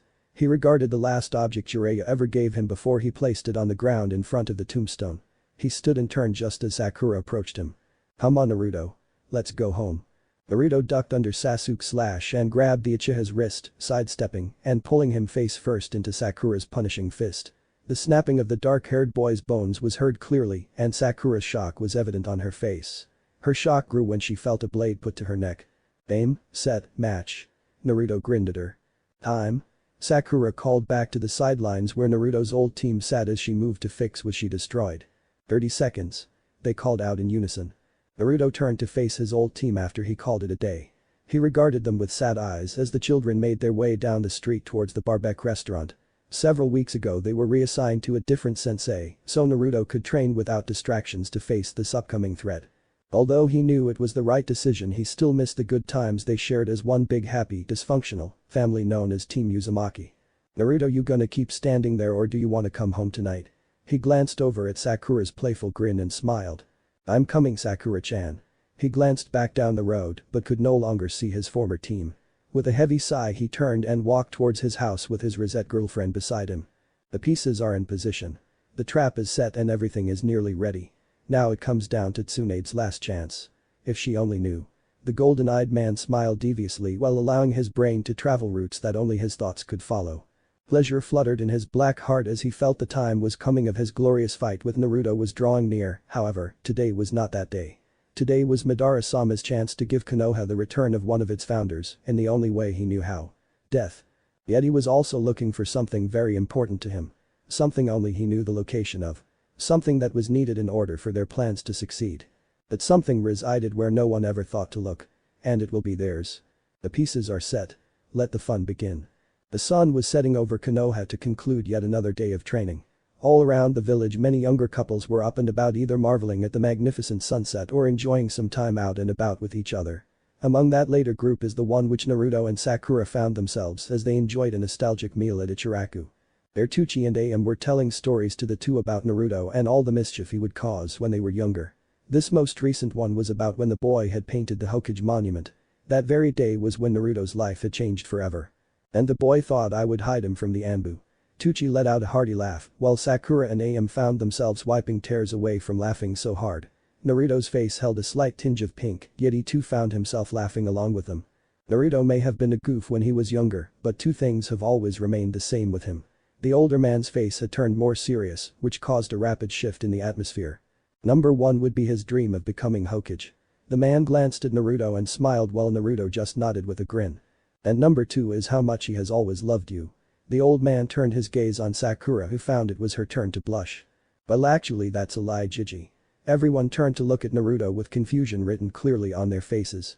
His hand slipped into his pocket while his eyes locked onto Sakura's. My love for Sakura-chan has only grown.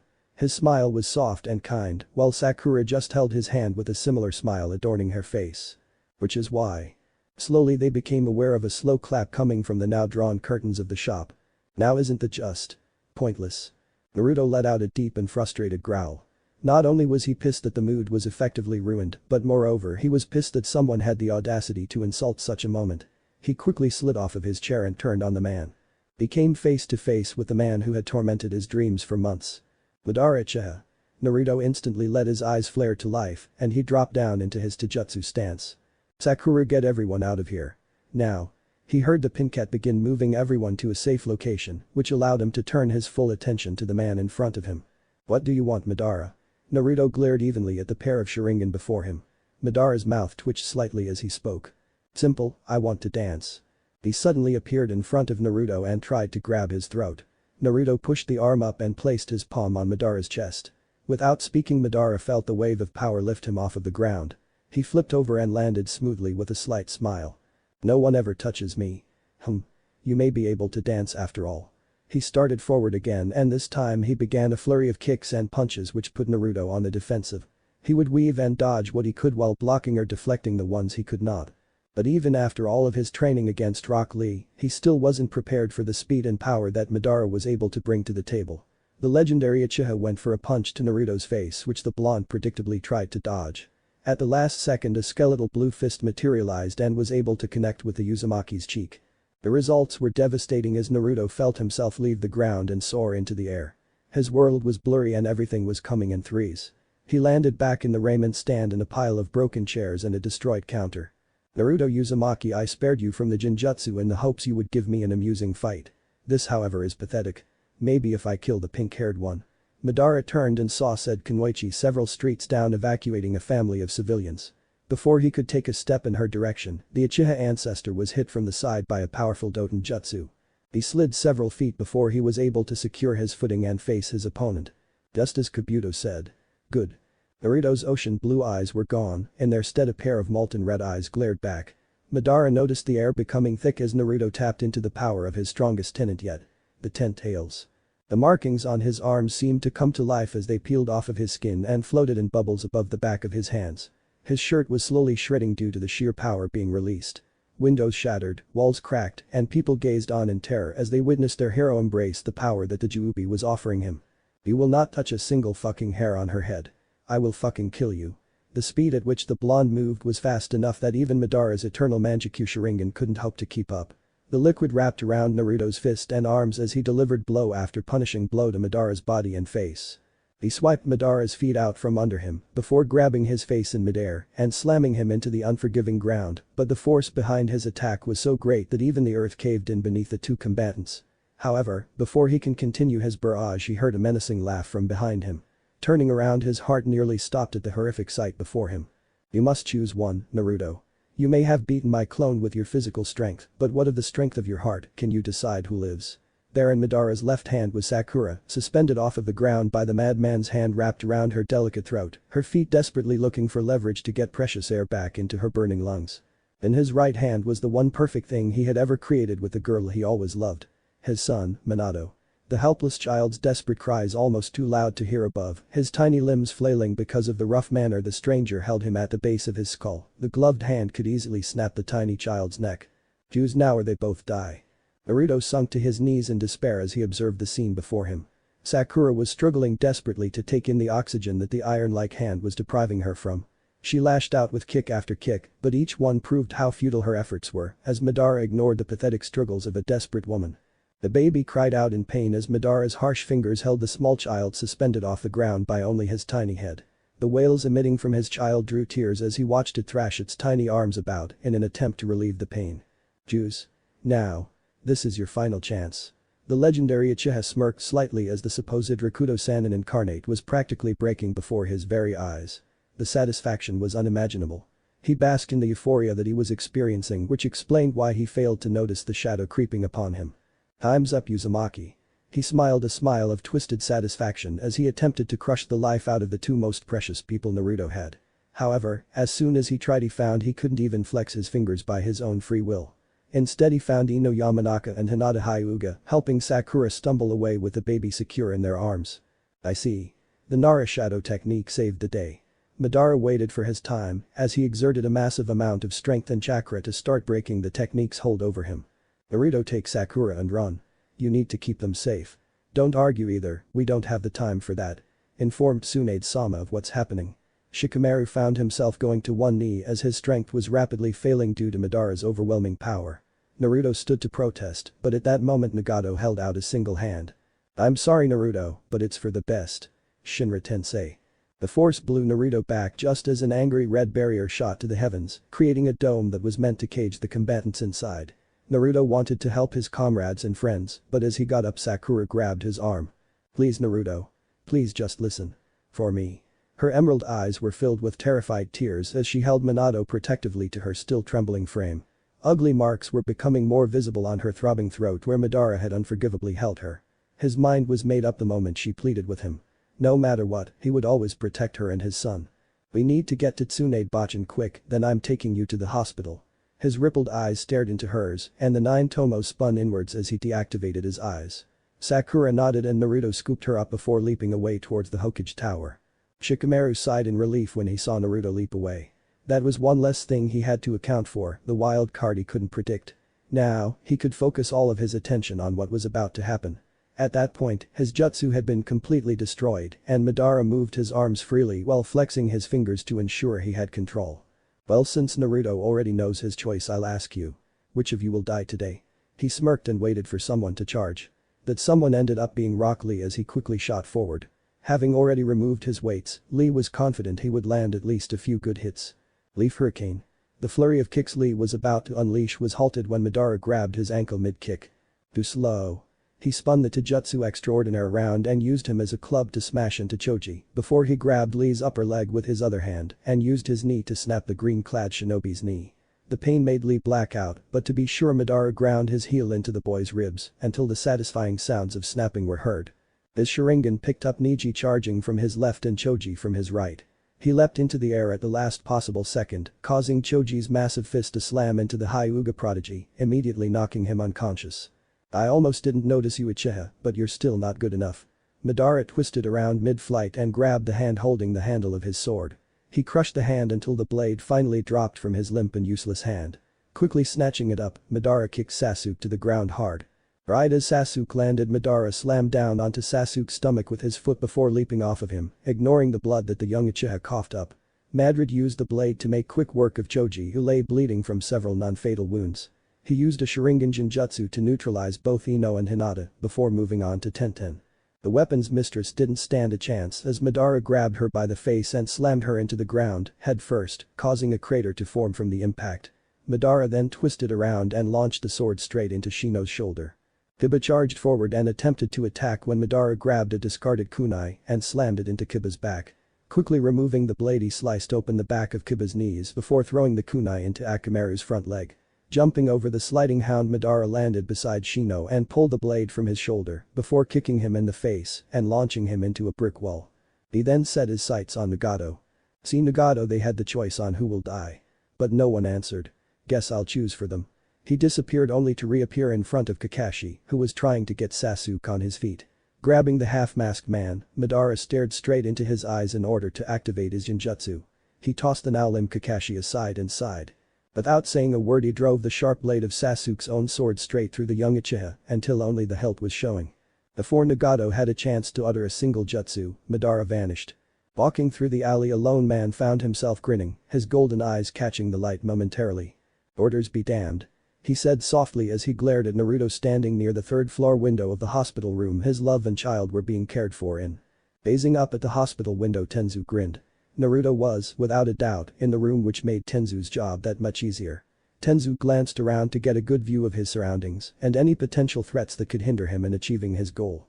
Finding none, he smirked in satisfaction before sprinting towards the wall and, using chakra to latch onto the surface, ran up it until he was outside the window, still hidden from sight.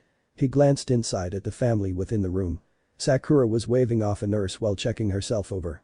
Naruto was standing between her and the baby, clearly torn on who to check on first. The dark smile that crossed his face could send shivers down Gaara's spine. Time to inform my dear cousin of recent events. He kicked in the glass and slid in with the momentum while pulling his blade as his quick hand was grabbing a cute little nurse as a hostage. Naruto had no time to react and was now in a bad position. "What are you doing here?" Naruto growled darkly as he gazed at Tenzu with a look filled with hatred. Tenzu grinned seeing he had this effect on people, especially the source of his pain. "Oh, I thought I'd tell you that Madara-sama has escaped.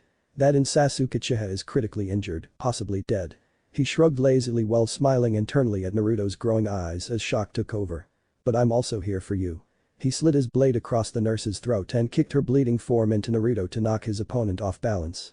He swiftly positioned himself behind Naruto and placed his hand in the middle of Naruto's broad back. "Shinra Tensei." Sounded in the small room just before the blonde shattered through the wall and flew towards the street below. He flipped over mere seconds from impact to land on his feet. Tenzu leaped out of the now destroyed wall and landed with a roll in which he attempted to bring his blade up through Naruto's chin. Naruto's own blade made its way to his hands, allowing him to block the incoming threat. He began channeling his wind chakra through the blade and was satisfied when it began slicing through Tenzu's sword. The golden-eyed Uzumaki noticed his sword being damaged and cursed. He tried to move away only for Naruto's free hand to shoot out and grab him by the throat. "You're not going anywhere." Naruto grinned as his blade sliced through Tenzu's own sword and made a shallow bloody gash in Tenzu's right shoulder. Gritting his teeth in pain of the intruding metal, Tenzu shot his foot out and smirked at the satisfying sound of the air, leaving Naruto's lungs. His grip loosened and Tenzu used that to spin around, freeing himself from his cousin's grasp and kick Naruto's sword away from him. Still struggling to breath, Naruto moved back only to be rewarded with a heel to his jaw. He felt his feet leave the ground for a few seconds before his backside re-established contact with a loud thud.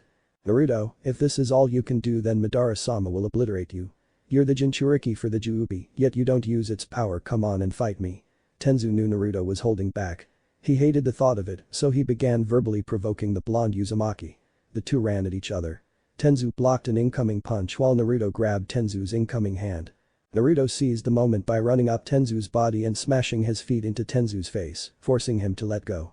The golden-eyed Uzumaki stumbled backwards and nursed his obviously broken nose. Blood streamed down from his crooked nose over his mouth, seeping in to stain his white teeth. Tenzu gritted those teeth as he reset his nose. The crunching of him moving the bone back into place was sickening. The pain made Tenzu momentarily lightheaded. Naruto jumped into the air to deliver an axe kick while preparing for an Asura attack. Tenzu predictably blocked the kick and Naruto lined up the barrel of the chakra cannon with Tenzu's shoulder. Asura attack. The beam fired straight and true, tearing through the flesh, bone, and muscle before ripping out the other side, leaving a massive hole in Tenzu's left shoulder. Tenzu clenched his teeth in pain, but still had enough thought to act fast. A bladed tail came out and shot straight for Naruto's chest, leaving him no time to react. Kakashi awoke with his vision blurring in and out. His head throbbed and he couldn't think straight. He closed his eye to wait for the dizziness to subside before he opened his eye. What he saw put him into action immediately. Sasuke was coughing up blood as the precious fluid pooled around him. Kakashi stumbled over to Sasuke and began checking the wound. He revealed his Sharingan and cursed. The sword had torn into Sasuke's heart without a doubt. If he didn't get immediate help he would die. Ever so gently Kakashi lifted the wounded Uchiha off the ground, careful not to disturb the sword's still embedded. Kakashi began to make his way to the hospital,